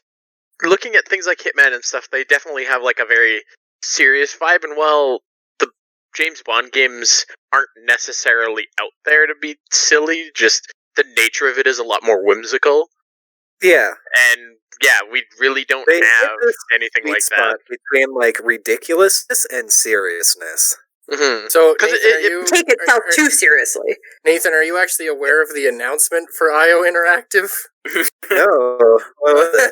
IO Interactive is the development studio that makes Hitman, and they've been contracted to make a James Bond game. Oh my god, that would be amazing. Noise. I kind of thought that's where you were going. Noise. No, I had no idea, but I am totally up for it. I want to see what they do. Hopefully it's like the old school, like, still ridiculous, but also seriousness. Because, like, some of the newer ones, oh god, I can't remember the one I had on, like, I had it on the Wii, but there's another console I played it on. There was a remake of GoldenEye on the Wii, I think that's what it was. No, it was after one of the new movies, because I had the new Bond at the time. Oh, so it would have been like Casino Royale or something. Yeah, it was one of those, and, like, it didn't have, like, the extreme, or, like, the wackiness that some Bonds have, because, like, they usually have a few levels or two that's just wacky. The new Bond definitely doesn't have the same mood to it. Yeah, so that's kind of why I want the older ones, because there is that level of, like, balance between ridiculousness and seriousness that I really miss. So yeah, that's my rant. A lot shorter than Jordan's. Because I went on a huge fucking tangent. Yeah, no, Yeah, I agree. That's a rabbit. That one's a rabbit hole. So I totally agree with you. It's kind of like how the podcast should be. Yeah, I mean, tangents are just what to be fair, it was a tangent that he went on, but I also did an entire episode of Halo where I ranted about nothing but Mass Effect, remaking it, continuing it. So, you know, I guess we both have to have our moment. All right, well, we won't make Tom guess this next one because it's his. No, Tom, you gotta guess. I'm interested to see what Tom. What game does Tom want to remake? Yeah, Tom. So I was telling Rob this earlier, but when I started like writing things down to kind of brainstorm what I wanted to talk about here, I ended up having a list of like 19 games. Of course. So wow, I kept asking Rob questions and then using his answers to narrow it down. Probably didn't help because my answers were mostly just, yeah, whatever, do your own thing. You do you. So I narrowed it down to three. Well, I narrowed it down to three priorities, and I think I can talk about them very, very briefly because two of them I've technically not played. Mm-hmm. So my number one game that I'd like to see remade is Panzer Dragoon Saga. Very, very brief. The context is Panzer Dragoon originally started in the mid-90s. It was a Sega series that was exclusive to their systems, and it was very successful for them. So they made, right near the end of the Sega Saturn's life, they made an RPG set in the Panzer Dragoon universe that was called Panzer Dragoon Saga. And it's one of these weird hidden gems because the game did not sell well. A lot of major publications at the time never even covered it. And it didn't do financially well at all. It was a major flop. But in the retro gaming scene, when it started to take off in like the mid to late 2000s, especially on like YouTube and whatnot, people started looking at it and playing it. And there's a lot of people that think that it's like an unbelievably good hidden gem that had it released not in a similar time frame to like Final Fantasy VII and Ocarina of Time on a piece of hardware that was starting to fail as Sega was shifting gears to their next platform, hoping to, you know, like all these different things working against it, that it would be like remembered, and it has become a major cult classic following. And because of that, its value has skyrocketed. Like Panzer Dragoon, back when games had to do this, it came out on multiple discs. So you'd beat disc 1 and it would just tell you, like, pop the disc out, put in disc 2, and then you could keep playing. Oh, yeah. It came out on, I think it was 7 discs. And a complete set of the 7 discs, not even in their original box or with their manual, is like $3,000 now. Oh my god. Because just how sought after the game became after it flopped so hard that it wasn't mass produced. So it had something like 100,000 copies made for all of North America and like 50,000 made for Europe. And it did reasonably well in Japan, if I'm recalling correctly. So it did have like, 500,000 copies in Japan or something like that. But, that doesn't do me very good when I have a North American Sega Saturn. So even if I go on eBay and buy the Japanese one, I can't play it anyway. So it's a game that I'd like to see remade so that I could actually play it. And the first Panzer Dragoon game, the remake that Rob was talking about, obviously it had a remake and it's been very well received, albeit a lot of people's complaints are the lack of content for the price tag. But it is, granted, it is technically like a proper one-to-one remake of a game that came out in like, I think 1994 or 1995. Like games weren't... Somewhere around there. Games weren't the huge thing. They weren't a marathon. But they didn't need to be long back then because there wasn't a standard of like how much a game should cost versus its hours of game time. That didn't exist back then. And Sega especially was still, in a lot of ways, kind of stuck on the old arcade design philosophies. Right. Yeah. So anyway, like I feel like, contrary to those minor complaints, the remake actually did sell really well. So I'm hoping that there is a Panzer Dragoon 2 remake at some point. And if that also does well, I'm hoping Sega might say, screw it, let's remake Saga and see if it can succeed in the market today, kind of thing. I'm really hoping that does happen. Because as much as I am a firm believer in, I don't want to use emulators if I can help it. I want to play games on their original hardware. I want to experience them the way they're meant to be experienced, the way they were designed to be experienced. Mm. Even if I was a millionaire, I just can't justify spending like $3,000 on on an RPG. So yeah, I would love to see that remade, if nothing else, so that I can actually play the game. Yeah. Yeah. I bet you I can guess one of your other games that you have on your list. You probably can. I am going to say all three because I'm already done talking about Panzer Dragoon. So what's the next one, Holly? Dino Crisis. So I want to see a Dino Crisis.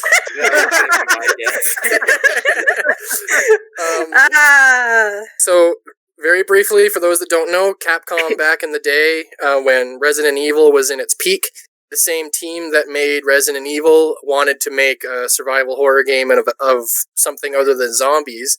And at the time, Jurassic Park was huge, so they made a survival horror game called Dino Crisis, where it's similar plot, I guess you could say, to Resident Evil, where there's like an outbreak, but it's actually like, I think it's a corporation successfully invented a time machine, but then they couldn't close the portal, so dinosaurs are just coming through the portal. This sounds excellent. And it is such a fun game. I have it on my Sega Dreamcast. It also released on the PlayStation 1. It is really fun. It really holds up, but it does have the same problems that, for example, anybody who watched our Halloween specials and heard Holly's complaints about Resident Evil, it is very much, designed the same way. And yes, it does use tank controls, but that's why I wonder, what if Capcom remade Dino Crisis the same way they've remade Resident Evil 2 and 3? That would be so cool. And I know they won't do it, but I really want them to. Was Dino Crisis not like a super popular series or something? Is that why they won't?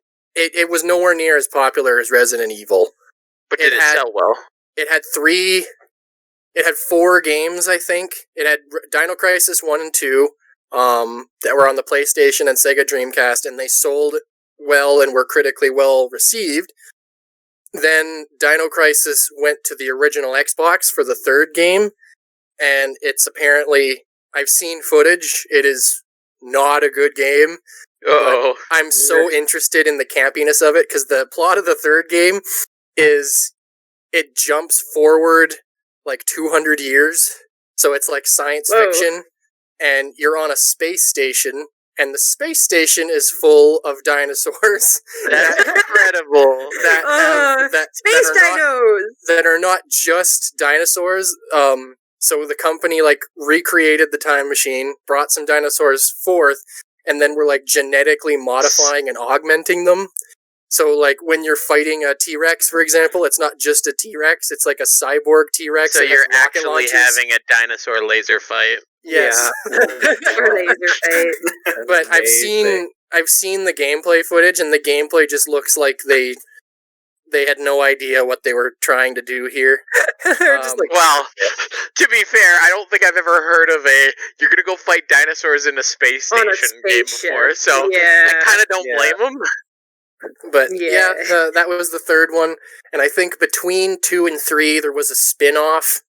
I think it was exclusive to arcades because I remember it required a light gun, but it was like an on-rails shooter where you're like in a Jeep or something driving through an island and you're shooting dinosaurs and stuff, and it was like Dino Crisis Insurgents or something like that. But other than those 4 games, to my recollection, the series just died, which is why when these Resident Evil remakes were happening in popularity and Capcom publicly said that they're looking to their back catalog for remakes now, I was sitting there like, Dino Crisis, Dino Crisis, Dino Crisis, Dino Crisis. But they actually already skipped a Resident Evil game that would have come out around the same time as Dino Crisis. So they remade Resident Evil and then Resident Evil 2. So the next game would have been Resident Evil Code Veronica. But instead, they jumped right to Resident Evil 3. And then I thought, well, maybe they'll go back to Code Veronica now. But now they've already confirmed they're working on a Resident Evil 4 remake, which makes me think that they're not looking at any sort of coherent, well, this game is X amount of years old, so it'll be our next remake or something like that. They're not doing it that way. They're just kind of going with whatever makes the money, and what makes the money is Resident Evil. So I think Dino Crisis is just going to fade into the ether. But I would love a Dino Crisis remake in the style of the RE2 and 3 remakes. And my last game, I'm not even sure if it could be remade to the same effect of what it was when it came out, but I would love to see an Eternal Darkness remake. No. I think Rob's the only one here that knows what that is. I keep forgetting that's a thing. So, Eternal Darkness was Nintendo's attempt back in the GameCube of making an M-rated horror game. And it was actually like a really good, really cool horror game that I have not played, but I've watched lots of Let's Plays of it. And it's such a cool, it attempts to be psychological horror on the player. Yeah. So there's things that it does, like you go to a save point and you save your game, and it does save the game, but the game will tell you save file deleted to try to make you as the player go, oh shit, no, that's not what I wanted to do. Assholes. And they'll do things like, remember old CRT televisions when you turned the volume down, you had those like green bars of the volume increasing and decreasing. It'll do things like while you're walking slowly through a hall and you're expecting a monster or something to jump out at you, all of a sudden those green bars will pop up and the game volume will drop to make you feel like, oh shit, I must be sitting on my remote. And like seconds after that, a monster will jump out and kill you, and their intention was to make you look for your TV remote so that you're not and looking then at the screen when the monster attacked you. Jeez. And it's such a unique idea for a horror game that I would love to see a remake or a second attempt at it, but I don't think it would work, because as soon as you have a remake of Eternal Darkness, everybody's going to go, oh, well, I know what this game's shtick is. Or if you have a sequel, everybody's going to know what its deal is. So I don't know how it would actually be done, but I think that concept of a horror game where rather than it being the game itself is scary, where what it's trying to do is unnerve and freak out and make the player panic, that is such a cool idea. So they may come up with new concepts and ideas for doing that, though, too, rather than the ways that they did it in the original games. You know what I mean? Yeah. They could just have They could put it on Switch and have your left stick to start drifting. Oh, the ultimate horror! The irony balances it out. the irony is that if your joystick does drift, it doesn't in this game. To make you think there's nothing wrong with your Joy-Con, and then when you play something crazy? Is it all the other games? But yeah, that Eternal Darkness, Panzer Dragoon Saga, and Dino Crisis are games that I would love to see remakes of. I guess that means Holly's next. Oh no. Oh, Why me? Holly, you're gonna want that dog game. The hell was it called? Dog game? Yeah, Dog with Island? with the dogs getting turned into cat food. Oh, Dog's Life. Oh man, I didn't even think about that game. No. I don't know. It's like, there's some games that should not be remade just because they're a product of their time. And they would not be 90s at Hertz, they would not be successful. Like another game that comes to mind like that is like Gex. Because Gex has a very specific type of humor. It can be very raunchy and racist. So if it was remade today, it would not go well with people because so many people would be like, "This offends me. This is terrible." And granted, yes, like a lot of the like jokes and comments in that game is bad, but it's definitely a product of its time. I think they could just rewrite it though. They probably could. Like they could just keep the gameplay. But I think that is what kind of made Gex so special in the time though, is because nobody was expecting that, especially from like a cartoon platformer animal mascot or whatever, right? Like they weren't expecting this mouthy gecko to start talking about Asians and making pop culture references and from like 15 years before. Yeah. I'm just imagining Gex like this is like looking for Japanese suicide victims in Jake Paul's house. Yeah. Or whichever one of them it was. Yeah, like the only value in like doing a like remake nowadays for Gex is just because of the style and platforming, but it would lose what made it so memorable because of how bad it is. Yeah. Not that the gameplay itself is bad, but like it's a bad game. It's not for kids, okay? Yeah, so I have two. One of them is a game that I think should be remade, and another one is a game that's just kind of like a guilty pleasure for me because it's a game that I enjoyed that I would like it to be just graphically upgraded and whatever. So the one I think it should be remade or remastered. I don't really know at this point, but I would like to see them do something with Skyward Sword in the future, I guess. I guess in line with Zelda's 35th anniversary this year. But a lot of people have talked about it, of like a port of Skyward Sword on the Switch and whatever. But a lot of complaints that people have with Skyward Sword is it's how it plays, because it was designed around the Wii. So it was designed around motion controls, and a lot of people have a complaint with how that game essentially plays with its motion controls, and I am one of them.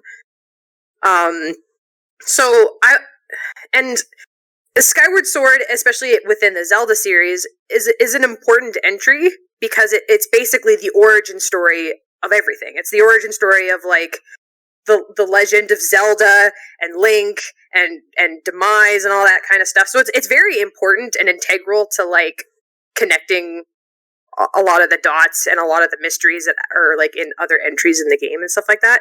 So I would really like to see a more enjoyably playable version of Skyward Sword. I would just like them to, I don't know. I would just like to see it come back on a different system. Even if they did keep the motion controls, I'd be interested to see how that would perform on the Switch, because obviously the Switch has a lot more improved motion controls than the Wii did, right? So because like the Wii Pro controller, it had flaws, it had connection issues, it had it just had issues. But it seems that Nintendo is kind of, I use air quotes, perfected the motion controls with their Joy-Cons. Like, it's definitely more like a port or a remake or a remaster of Skyward Sword. For a few seconds again there. Oh my god, that's so annoying. Okay, what didn't you What was the last thing I said? They've perfected motion controls with the Joy-Cons, and then you cut out. Okay, yeah. So, God, I hate that because it throws me off. So yeah, I said I used air quotes because I don't know if it's been perfected. Like, everything has sometimes issues with that. But I would like to see how either a port or a remake or whatever, how, like, it would work on the Nintendo Switch. I think if they ever did do that, it would be a port, not like a remake or a remaster or anything like that. Maybe a remaster or whatever. I doubt they would remake the game from the ground up. If they did decide to go that route, I think that would be their excuse for changing the gameplay controls. If they did decide to go the remake route. But I think that if they did just decide to do like a port or a remaster, they could really benefit from using the new motion control mechanic that they have with the Switch Joy-Cons and stuff like that. So, and that being said, I would love any kind of remaster from any of the 2D Zelda titles, specifically Oracle of Ages and Seasons. I'm pretty sure I've talked about that before. But considering they did the Link's Awakening remake, which was very, like, I think it was very successful. So I'd like to see them bring back a few more. Another one that comes to mind is A Link to the Past. Didn't they do one that was Link to the Past recently? They did a sequel to it. Yeah. Yeah. Worlds. Yeah. But yeah, A Link to the Past is another like big important. It's a favorited entry in the series, so I'd like to see them do like maybe a remake of that. A lot of people have been talking about potentially getting like how Mario did their like 3D All-Stars collection last year. A lot of people are anticipating they're going to do the same thing for Zelda's 35th anniversary. Cool.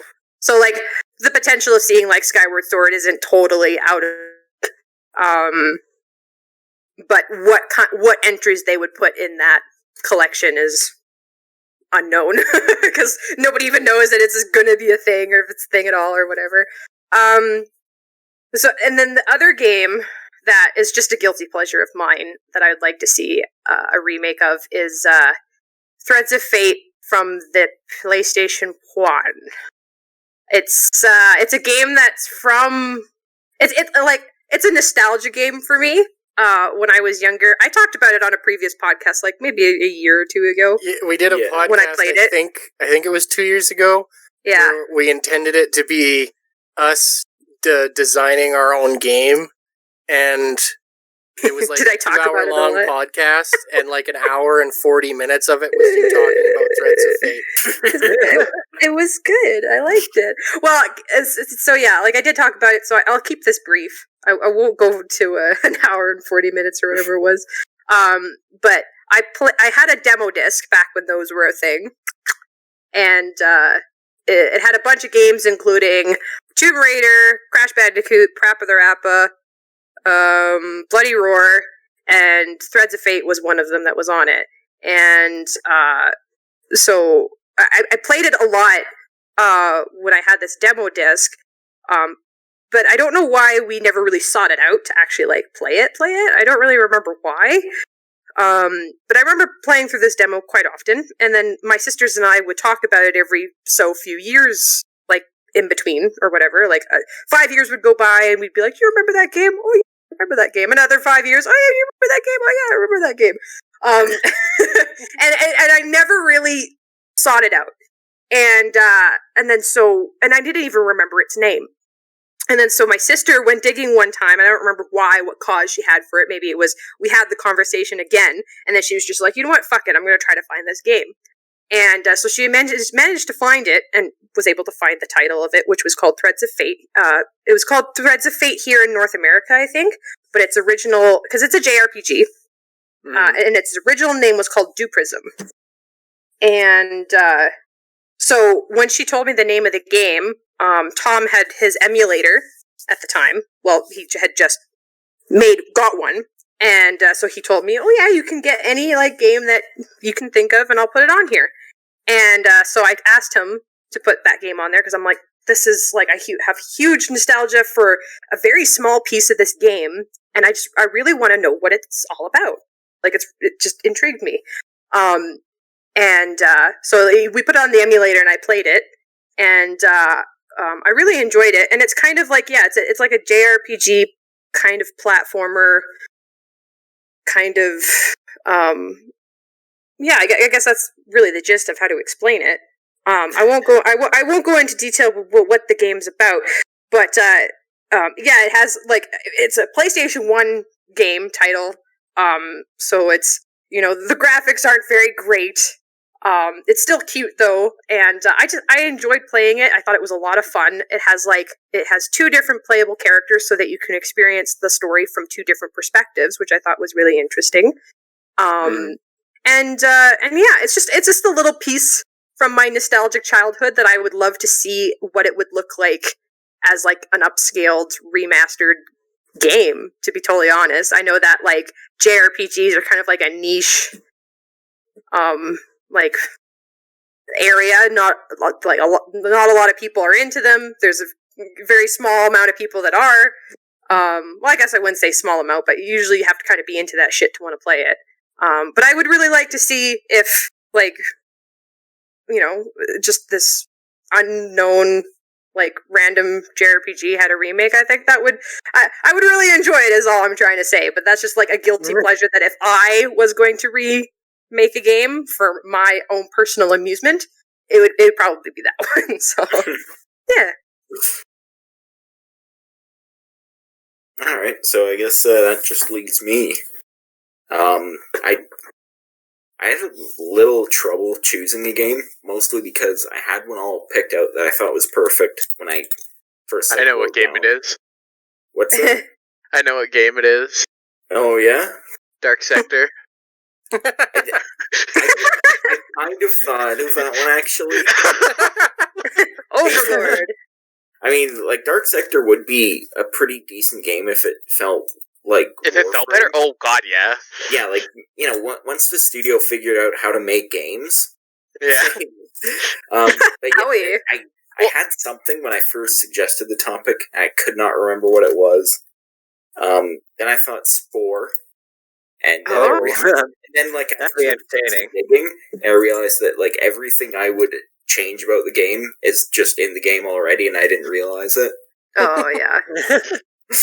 I make the last or the Space Age a little bit more involved. Yeah, I was thinking more of like how evolution actually worked in it. Oh yeah, true. But anyway, I like the evolution for the most part. It was the ending that kind of dragged on from it.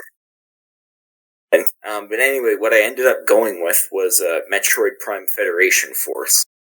Ooh. The weird 3DS spin-off that got announced at E3 a few years ago. Oh, jeez. I bought it, and it's still mint, never been opened, because none of my friends bought it. Is that the one with, like, the multiple characters that you told me about, Tom?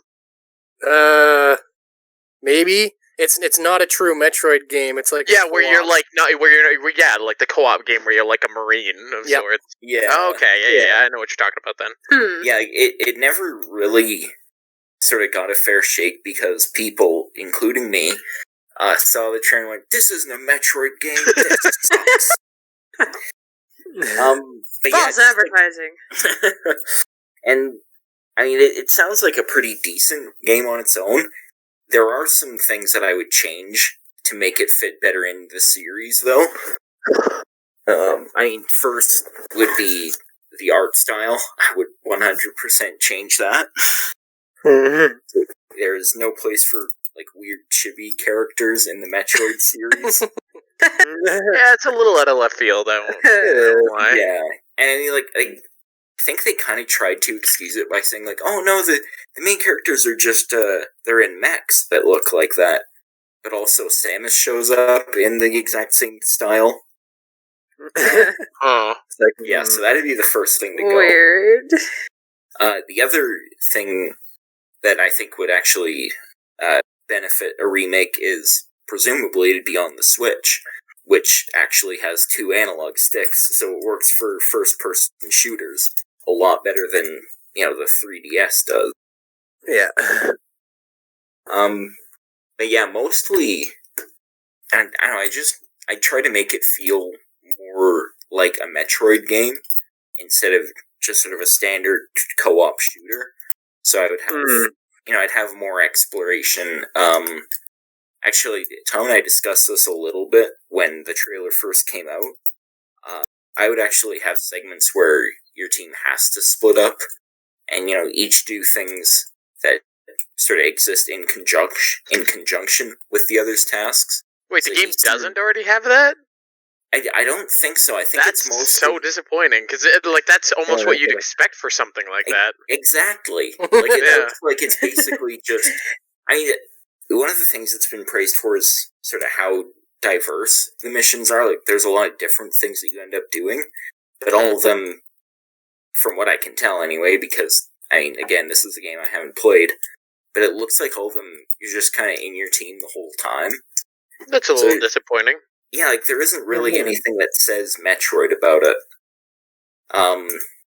Yeah, I would just basically have more exploration, and as weird as it sounds for a co-op game, like segments where you are isolated, and it is kind of eerie and spooky like a Metroid. Yeah, I was gonna say, yeah, that's because that's the Metroid formula.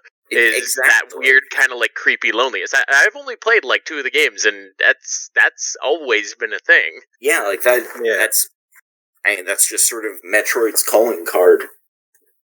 Honestly, my sort of pet theory is that Federation Force was not meant to be a Metroid game at first, and Probably eventually not. Nintendo just said, "You know what? We haven't made a Metroid game for a while. People are really bugging us about it. Let's make this one Metroid." For anybody who might be listening, who's unfamiliar with like Metroid Prime at the very least, like how it's typically executed, I would actually, prior to Metroid Prime 4's existence being announced, back at, I think it was E3 2017, I actually considered like Alien Isolation to be Metroid Prime 4 in terms of gameplay. It's very similar. Yeah, it does have a lot of that Metroid DNA, which Yeah. I guess makes sense, because Metroid originally has a lot of alien DNA. Yeah. Yeah. Yeah, I don't know.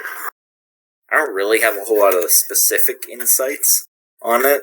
Basically just, I don't know, just change up the mood, make it feel more like Metroid. It would be like I know it's got nothing to do with Metroid, but I'm just now imagining an Alien Isolation 2 with co-op, where you have to do shit like say Jordan has to pull a lever in a room that the alien's in, so my job is to distract it, but also not get killed by it. I feel like it'd be that what the hell is that game called on Steam? GTFO, I think is what it's called. Yeah. And I really want to play it, because it basically, like, it's like a zombie or an alien kind of game, but it's about being stealthy and not mowing them down with your guns, even though you can. But so you're, like, sneaking around through this area trying to, like, traverse it and, like, avoid stuff. And yeah, I feel like that's kind of what it could be like, because there's, like, a kind of apprehension there. Yeah. Yeah.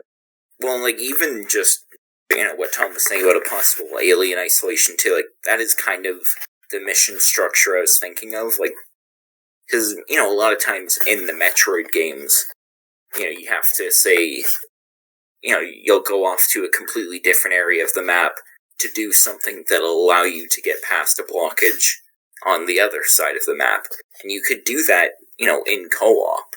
Maybe someone has to loop around to demolish a wall or whatever so the rest of the squad can get through it. There's so much that they could have done with it that they just don't seem to have considered at all. Federation Force is not the game I thought you were going to say deserves a remake. Yeah, no.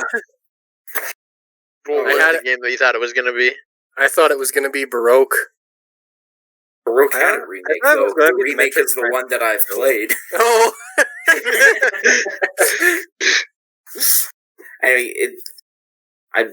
I'm waiting.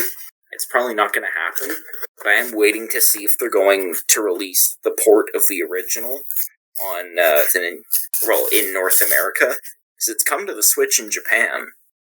Baroque was the one that you mentioned you wanted me to play, right? That's one of the ones, yeah. Yeah.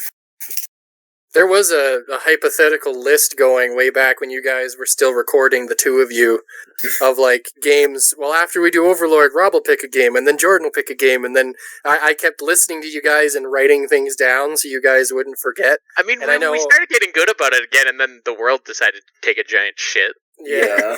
Yeah. But I know two games for sure Rob really wants Jordan to play is Baroque and Last Battle. Yeah. Oh, okay. So yeah, I guess Federation Force would be my choice.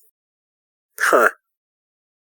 I never did play it, but it did look like an interesting concept, and I would have totally expected less of like just running around as jackbooted thugs and more of like a Metroid kind of puzzly experience. Also, well, there's also like a weird Metroid knockoff of Rocket League in there. Yeah. Blast Ball. Yeah, like to my understanding, it did have puzzles, but the puzzles were like almost like Zelda 4 Swords, where you had to pull two levers at the same time on opposite sides of a door, kind of a thing.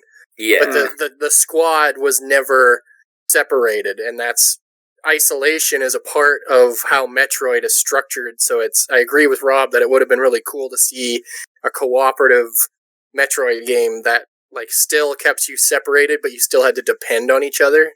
And especially with the kind of like minimal communication system you had in the game, because in the actual game you kind of have, it basically does kind of work like Rocket League. You just have a bunch of sort of pre-made messages that you can select. So I think it'd be really cool actually if everyone was off in one area of in their own separate areas of the map, doing their own thing, and then all of a sudden on the other side, you suddenly get just a generic distress signal from one of your squad mates. Yeah. And you're not even 100% sure where they are. Yeah, like, you know the general area, but you don't know exactly where, you don't know what exactly they're dealing with. It just adds more atmosphere and mood, I think.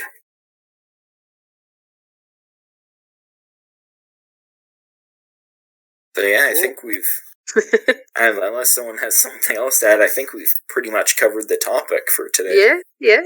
Cool. Yeah. Do we want to talk about Guyver? I still haven't started reading the manga yet. I was probably going to start reading it today. That's why I was curious. I just wanted to quickly say we watched the old Guyver movies, and then Jordan was reading the manga. But I guess if you haven't read the manga yet, I haven't started yet. No, but I have it like on my phone and like ready to go. So the interesting thing though is like literally nothing alike. Like Really? the companies is the same. The characters are completely different. Like it's from the synopsis of what I've read about it, it sounds like this is a character in high school, and there is a team of them, a la Power Rangers. Yeah, all Power Ranger style. So it basically seems like Bug Power Rangers is kind of how it's gonna be. But yeah, like the plot line is not the same at all. You don't have some fucking white kid at a dojo. Or another one that's like going across the United States. You can definitely tell that it was like a Japanese idea that got made by American writers. is what I It was assumed diver movies Americanized. were. Yeah, exactly. But yeah, those movies were pretty good. Yeah, And no, I haven't. They were entertaining, that's for sure. So unfortunately, I still don't have an answer about the cat noises. Cat noises. Yeah, one of the creatures that looked like a rhino, part of the, like, you know how for certain monster sounds, it's actually just a mashup of sounds? Yeah. For example, Chewbacca was the sound of, like, a seal and a tiger and a bear all mashed together, and that's how they made his noises. The same with the T-Rex, it was like a bus noise mixed with something else. Exactly, so I think that's what they tried to do with one of these creatures, but one of the sounds was like a cat. Yeah, but it kind of well at all. They really it didn't mix, so it stood out really badly. So you had this like, yeah, exactly. Yeah, like you hear a monster roaring, and then underneath it just cartoon cat noise. Oh gosh, it's just a very angry cat. Okay, with a rhino horn. Yeah. And then that fucking intro. God, the first, 30 seconds of that movie.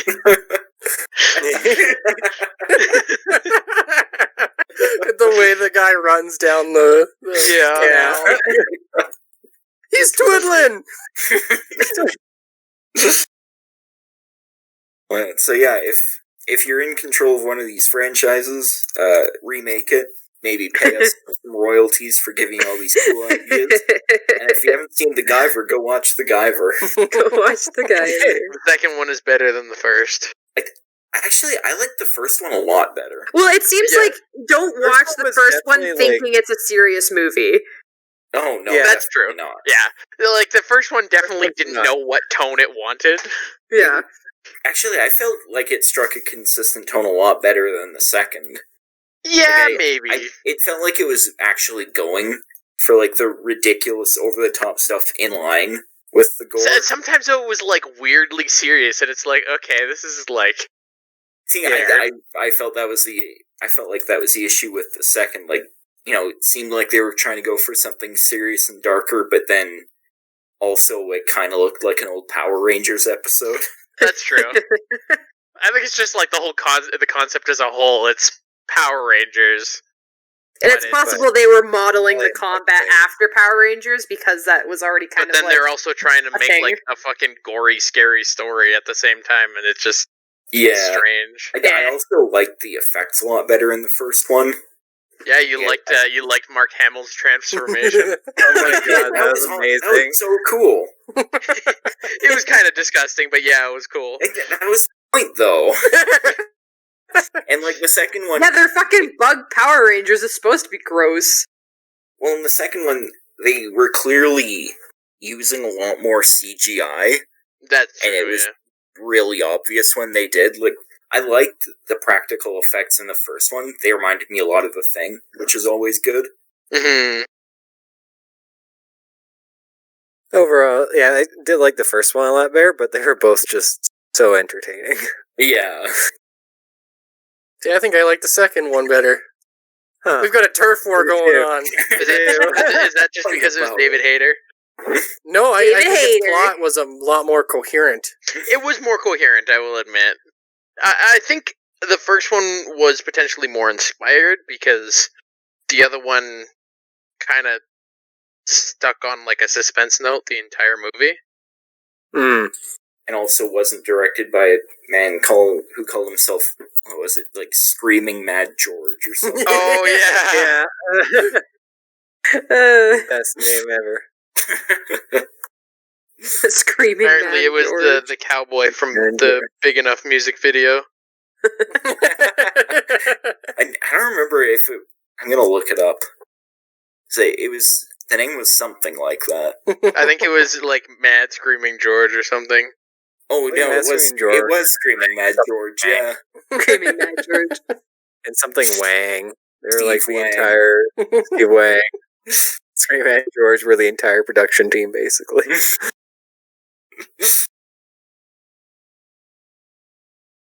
And now I'm just thinking about the I want to see the anime.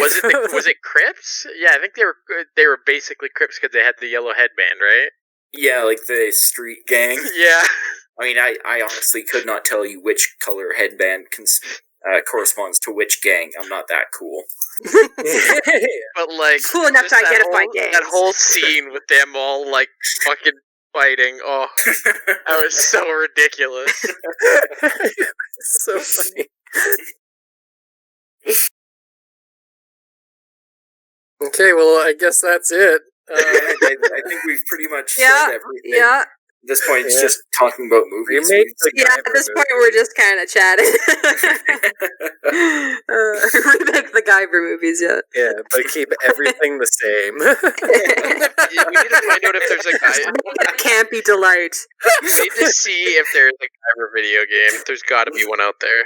Oh, maybe. Oh, probably. I did see someone really, really accurately recreated the Guyver in Soul Calibur 5.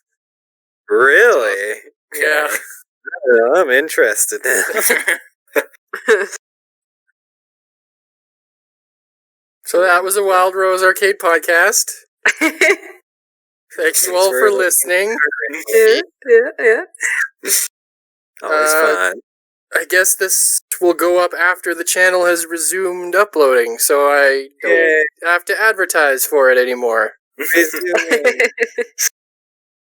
I'm happy. I can't wait to watch all the... I want to get back into it. Like, I think I finally recovered from Halo 2, and I'm kind of wanting to get back into it. Yeah, we need to cover that for Bloodborne, Tom. Yeah, I've got just about everybody except for Rob coming at me. We should record again. We should record. Well, yeah, it's been like fucking 6 months now. I think we're only like one episode from the end of Hollow Knight. Yeah. And now I gotta fight the last boss with no muscle memory programmed into me anymore. There you go. We need to go finish off Snake Eater too. We were doing so good with that one too, and then the pandemic hit. Rip. Yeah. God, that was a year ago, dude. Well, that one's actually... We'll probably do as much as we can online moving forward until either vaccines are regularly available or just general restrictions and our comfort levels are there. Mine got moved to the 7th, so then after the 7th I will finally be immune to this bloody thing. So, what I was going to say was specifically like Metal Gear, because that was technically Jordan playing, we could continue it and stream to Rob the same way that we usually do when we record. That's true. So that the three of us could still do commentary, but if Rob doesn't want to be in a closed room with us due to some type of COVID concern or whatever, we can still find a way to do it. It might be good for us to like try to go through and like bang out the last of the stuff that we had so we can clean things up a little bit. Because yeah, there's a lot of loose ends that we have because of the pandemic. Yeah. I can't wait till Rob can continue Mass Effect. Yeah, I'm really looking forward to that. Okay, well, thank you everybody for listening to another Wildrose podcast. Like, comment, subscribe. If you don't want to, I don't really care. I don't really care. I'm gonna comment first. Yeah. Get there first. Yeah, thank you guys so much for listening, and we'll see you guys next time. Bye-bye. Bye. Bye.